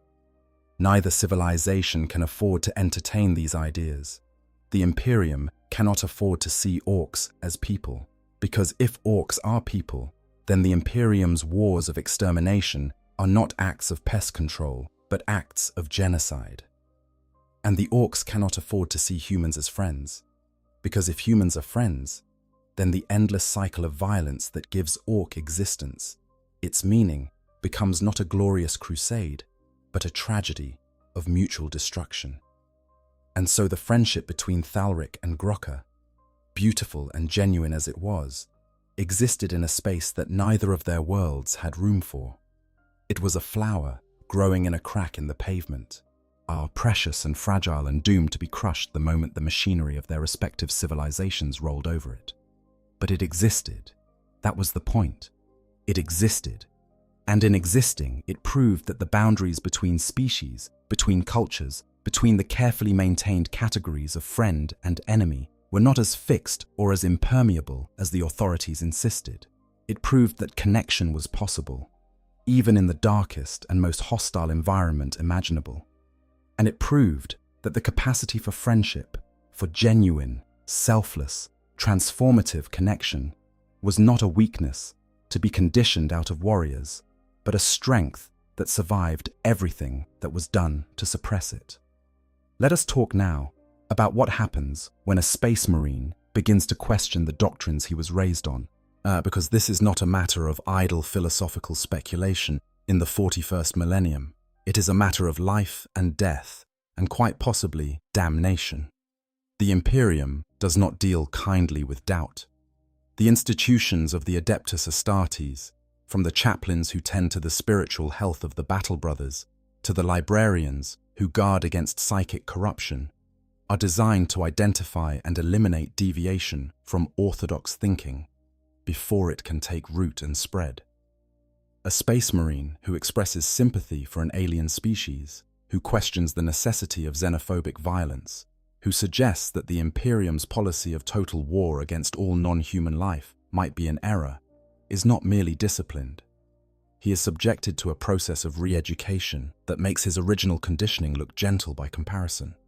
In extreme cases, or space marines who have been contaminated by exposure to alien ideas or alien sympathies are simply destroyed. Their gene seed is harvested, their names are stricken from the chapter's rolls of honor, and they are executed with a speed and a finality that leaves no room for appeal or explanation. The thinking behind this is simple and brutally practical. A space marine who cannot hate the alien without reservation is a space marine who cannot be trusted to fight the alien without hesitation. And a space marine who hesitates in battle is a space marine who gets his brothers killed. Thalric knew all of this. He knew that what he was feeling, what he was allowing himself to feel, was a death sentence waiting to be pronounced.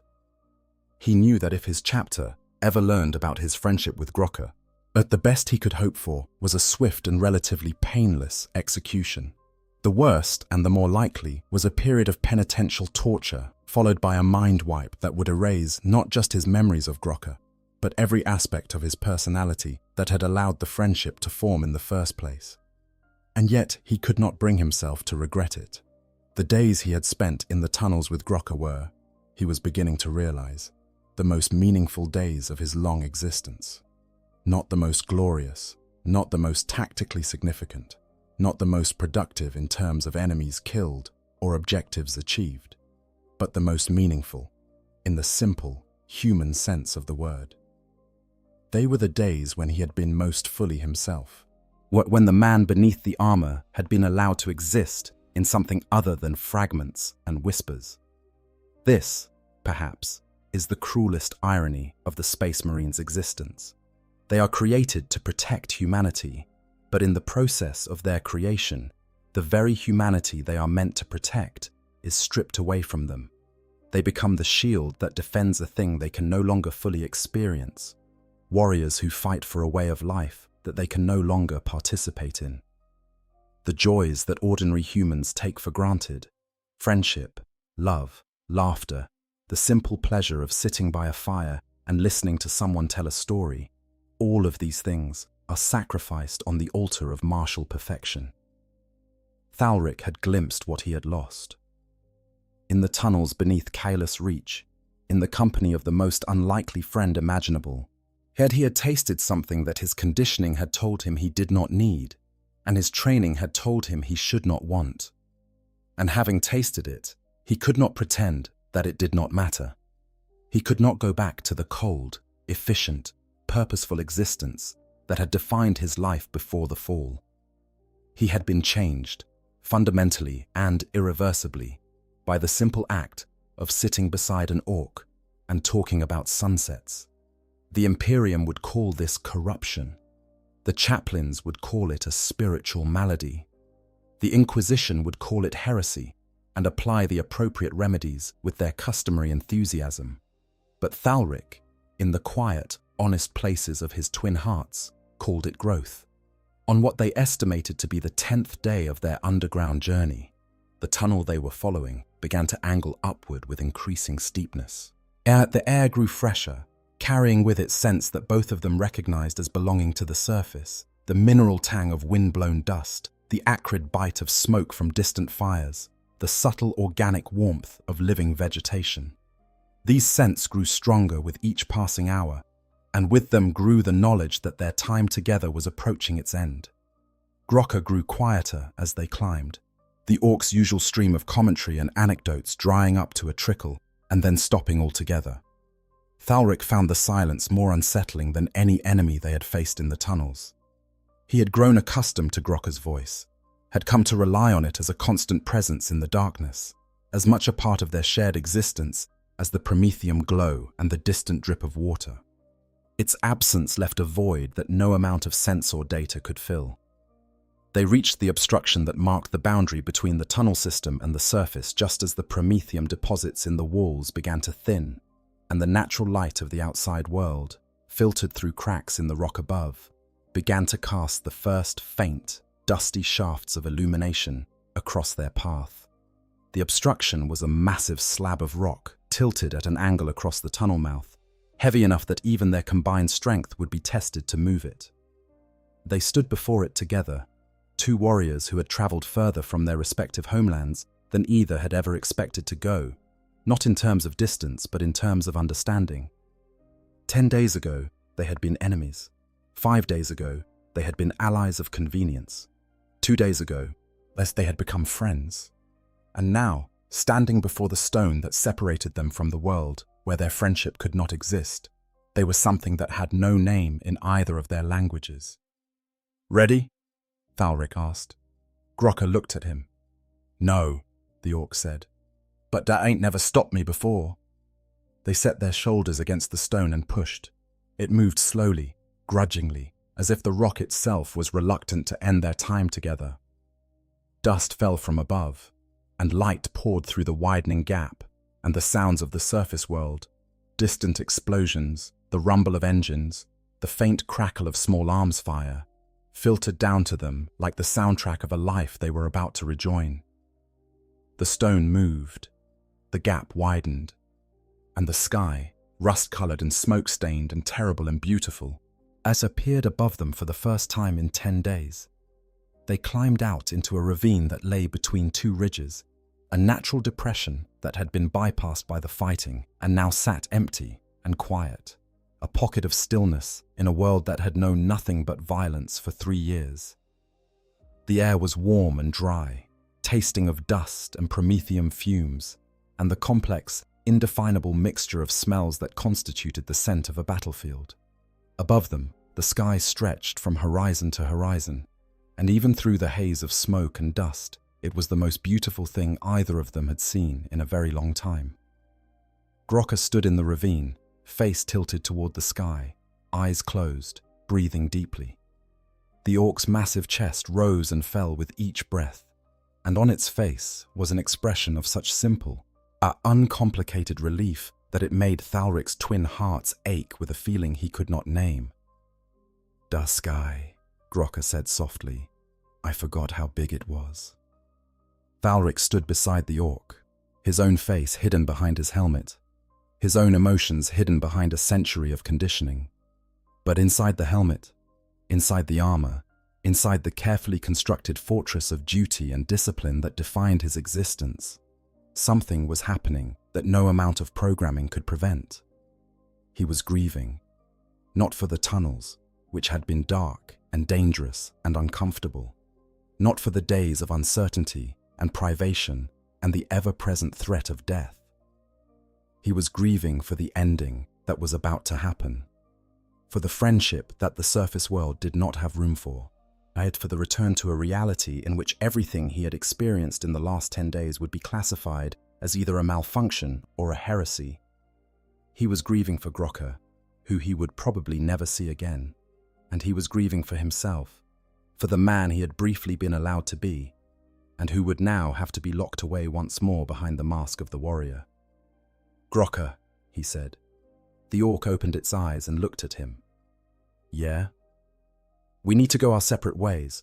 Your forces are to the north, mine are to the south. If either of us is seen in the company of the other..." "Yeah, I know." Grocker's voice was rougher than usual, and the orc's massive hands clenched and unclenched at its sides in a gesture that the Space Marine had learned to recognize as emotional discomfort. "They wouldn't understand. No, they would not." A silence fell between them, heavy with everything that could not be said and everything that did not need to be. The sounds of war drifted over the ridgeline, a reminder that the universe had not stopped turning while they were underground, that the machinery of conflict was still grinding forward with its usual pitiless momentum. "Thalric," Grocker said. "Yes? You's all right, for a Hume." The Space Marine looked at the orc, this massive, green, impossible creature that had somehow become the most important being in his world over the course of 10 short days.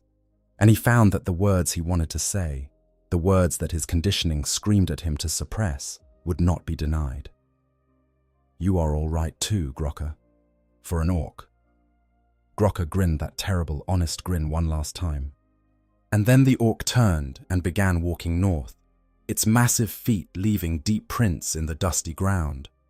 Thalric watched until the green shape had disappeared over the ridgeline, and then he turned south, toward his chapter, toward his duty, toward the war that would continue, regardless of what two warriors had found in the darkness beneath the world. He did not look back. He could not afford to. But he remembered.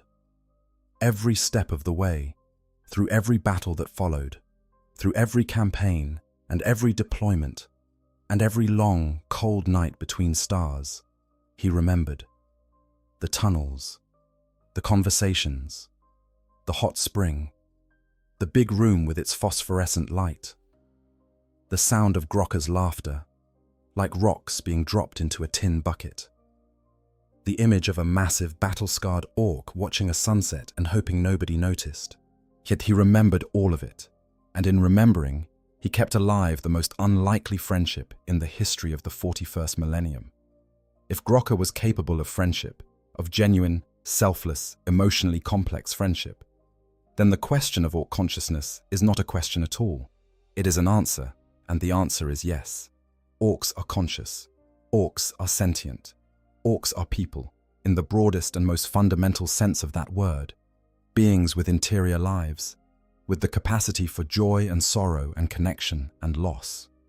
The fact that they choose to spend most of their time hitting things with large axes does not diminish this any more than a human's capacity for violence diminishes their capacity for love. This is the truth that Thalric discovered in the tunnels beneath Kalis Reach, as the truth that changed him in ways that no battle and no enemy ever had. Not the tactical truth that orcs could be reasoned with under certain circumstances, which was useful but not transformative. Not the strategic truth that temporary alliances with Xenos were sometimes necessary, which was pragmatic but not profound. The truth that changed Thalric was simpler and more devastating than either of these. It was the truth that the being sitting across from him in the dim glow of an underground cavern was a person, not a human person, not a person in the imperial sense of the word, but a person nonetheless, a being with thoughts and feelings, and a story that was worth hearing, and a life that was worth valuing. That truth, once accepted, could not be unaccepted. It was like a key turned in a lock, till opening a door that could never be closed again. And behind that door was a view of the universe that was simultaneously more terrifying and more beautiful than anything the Imperial Creed had ever described. A universe where the lines between friend and enemy, between self and other, between human and alien, were not drawn by nature but by choice. A universe where the most radical act imaginable was not violence or rebellion or heresy, but the simple decision to see another being as worthy of care. Let me bring us back now to the story itself, because I have been wandering in the realm of philosophy, and I owe you the remaining threads of this narrative before we part company tonight. The years after Caelus Reach were complicated ones for both of our protagonists, in ways that neither of them could have predicted. Thalric continued his service with the Crimson Swords, fighting with distinction in campaigns that took him to the farthest reaches of the sector and beyond. He earned promotions and honors that his peers celebrated and his commanders noted with approval. On the surface, he was everything a Space Marine should be: dedicated, effective, unwavering in his commitment to the Emperor's cause. But beneath that surface, the memory of Grokka worked on him like water on stone, slowly and persistently wearing away at certainties that had once seemed as permanent as the mountains.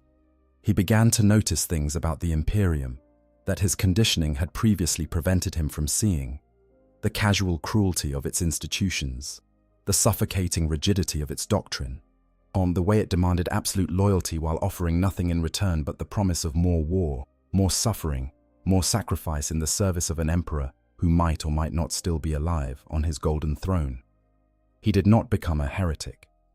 That word implies a dramatic break, a sudden and decisive rejection of everything he had been taught. Thalric's change was nothing so dramatic. It was a gradual reorientation, a slow shifting of his internal compass from the fixed point of Imperial doctrine towards something more personal, more honest, more aligned with the truth he had discovered in the darkness beneath Caelus Reach. He still served the Emperor. He still fought the Imperium's enemies. He still killed orcs when the mission demanded it. But he did these things with a consciousness that had been expanded beyond the narrow confines of his programming, and that consciousness colored everything he did with a nuance that his brothers could not quite identify, but which some of them found vaguely unsettling. There is a story, possibly apocryphal, that speaks to the nature of Thalric's changed perspective. During a campaign against an orc warband on a world called Theron's Fall, the Crimson Swords achieved a decisive victory that resulted in the capture of several dozen orc prisoners. This was unusual in itself, as orcs rarely surrendered, and Space Marines rarely accepted surrender from Xenos. But the circumstances of this particular engagement had produced a situation where a group of orc boys found themselves trapped, disarmed and surrounded, with no avenue of escape and no weapons with which to fight. Standard procedure called for their immediate execution. The chapter's doctrine was clear on this point. Xenos prisoners were a burden and a risk, consuming resources that could be better spent elsewhere, and representing a potential threat that no amount of restraint could entirely eliminate. The order to dispose of them would have been given as a matter of routine, without discussion or debate, as unremarkable as an order to clean weapons or resupply ammunition. But Thalric, who was by this point a sergeant leading his own squad, hesitated. He looked at the captured orcs, sitting in the dust with their hands empty and their eyes wide with an emotion that might have been confusion, might have been fear, and might have been something that the Imperial lexicon did not have a word for. And he remembered Grokka, sitting on a rock in a cavern beneath Caelus Reach, watching him with those small, bright eyes and waiting to see what kind of being he truly was. He gave the order for execution. He had no choice. To do otherwise would have been to invite questions that he could not answer and suspicion that he could not survive. The orcs died quickly, as they always did when Space Marines were involved, and their bodies were burned to prevent the spore cycle from perpetuating their kind on this world. It was efficient, practical, and entirely in keeping with the chapter's protocols. But Thalric remembered their faces. He committed each one to memory, not as targets eliminated, but as beings whose existence had been ended by his command. He did not know their names or their stories, or whether they had ever watched a sunset, or laughed at a joke, or sat in the dark with a stranger and discovered that the universe was bigger than they had been told. But he acknowledged them, in the privacy of his own mind, as beings who had been alive and were now dead, and that acknowledgement was, in its own small way, an act of defiance against the machinery that demanded he see them as nothing. As for Grokka, the Orc's path after Kalis Reach wound through the typical landscape of a freebooter's existence, a patchwork of battles fought, loot acquired, and adventures had across the breadth of the galaxy. But the Orc too had been changed by the experience in the tunnels, and the change manifested in ways that were, by Orc standards, deeply peculiar. Grokka began collecting things. Not weapons or armor or teeth, which were the standard currencies of Orc materialism, but objects that had no practical value whatsoever. A piece of crystal from a cavern that reminded the Orc of the big room beneath Kalis Reach. A fragment of ceramite that had been chipped from the armor of a fallen space marine, not as a trophy of victory, but as a memento of a species that the Orc had learned to see differently. A small, smooth stone from a riverbed on some forgotten world, chosen for no reason other than that it felt good in the hand, and its surface caught the light in a way that Grokka found pleasing. Other Orcs noticed this behavior and found it baffling. Collecting things was normal for an Orc, but the things Grokka collected made no sense by Orc standards. They were not shiny enough to have monetary value, and not dangerous enough to serve as weapons, not impressive enough to display as trophies. They were just things, ordinary objects that Grokka seemed to value for reasons that no other Orc could comprehend. When asked about its collection, Grokka would shrug its massive shoulders and say something non-committal about keeping interesting bits, which was vague enough to satisfy the casual curiosity of most Orcs, who did not tend to pursue lines of inquiry that did not involve violence or food. But the truth was simpler and more profound than any explanation Grokka could have offered, in a language that had no words for sentimentality. The objects were memories. Each one was connected, in Grokka's mind, into a moment or a feeling or an experience that the Orc wanted to preserve against the erosion of time and the relentless forward motion of a life defined by conflict. The crystal was the big room, with its phosphorescent light and its still, dark pool. The ceramite fragment was Thalric, standing in his battered armor and speaking in that careful, measured voice about the stars he had watched as a child. The smooth stone was the hot spring where they had sat together in the warm dark and allowed themselves to be something other than what the universe expected them to be. Grokka never spoke about Thalric to another living being. The Orc understood, with an instinct that went deeper than rational thought, or that the friendship it had shared with the Space Marine was something too fragile and too precious to survive exposure to the harsh light of the world they both inhabited. To speak of it would be to invite ridicule at best and violence at worst from both sides of the species divide. So Grokka kept its silence, and in its silence, it preserved the memory of those 10 days with a fidelity that would have surprised anyone who believed that Orcs were incapable of such things. The question of whether they ever met again on the battlefield is one that different versions of this story answer in different ways, as I mentioned earlier. But there is one version, one particular telling that has circulated through the community for years that I find especially compelling, not because it is the happiest ending, but because it is the most honest. Or in this version, many years after Kalis Reach, the Crimson Swords were deployed to a world where Orc freebooters had been raiding Imperial supply lines.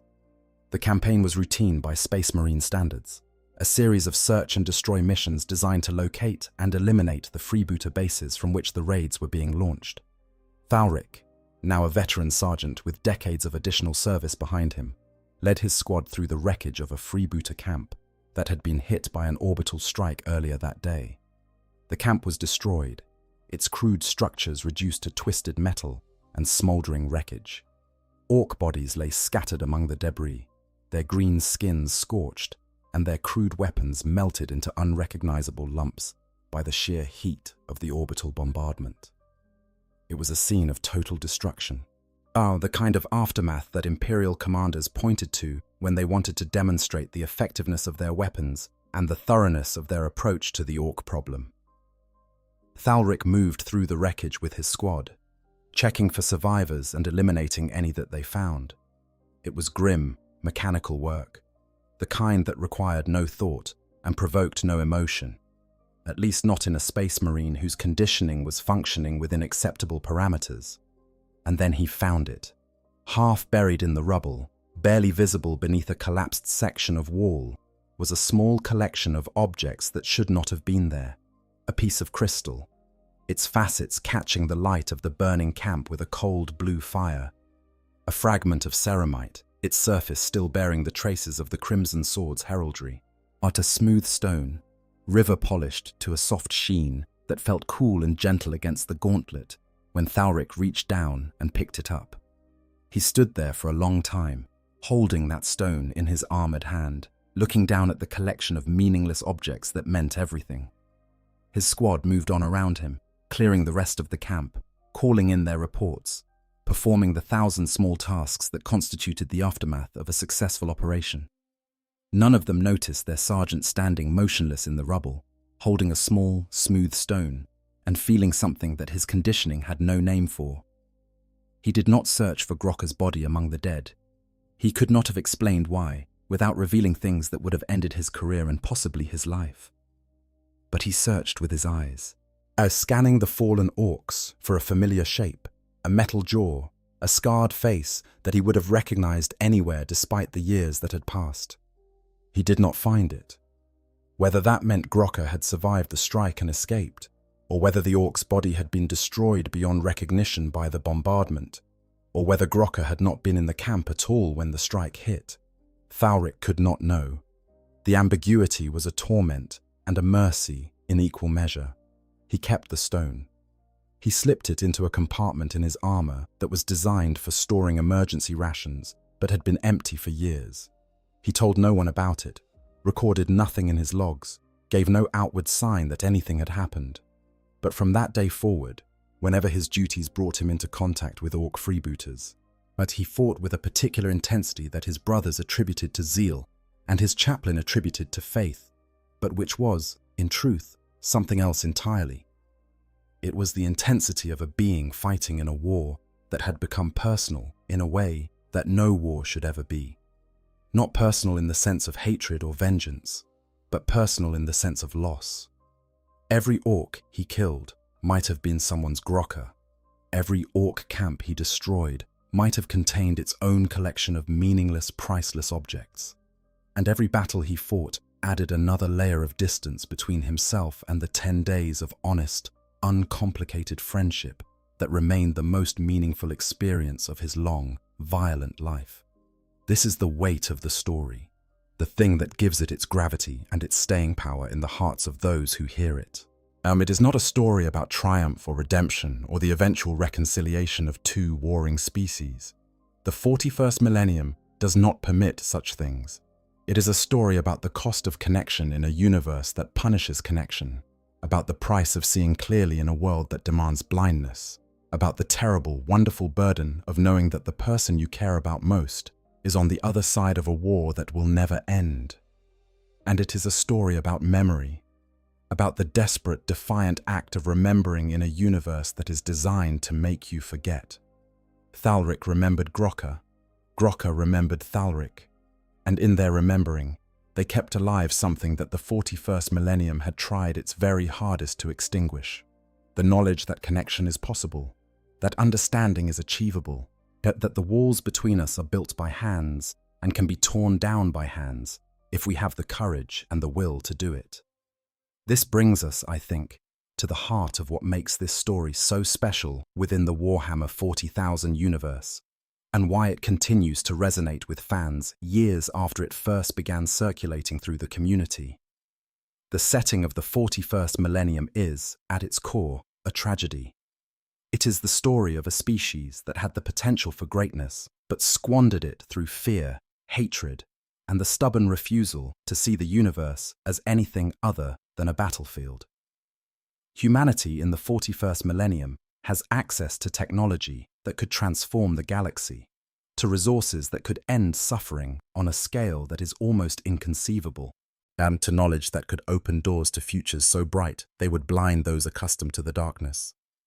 And instead of using these gifts to build something beautiful, they have used them to build the most efficient war machine in the history of the galaxy, a machine that grinds forward endlessly, consuming everything in its path, including the very humanity it claims to be protecting. The orcs are the dark mirror of this tragedy, a species that was engineered for war, that finds its only purpose in violence, that cannot conceive of a universe in which fighting is not the ultimate good. They are what humanity fears it might become, beings so thoroughly dedicated to conflict that nothing else remains. And yet, as Grocker demonstrated, even within the orc species, the capacity for something more exists. It is suppressed, yes.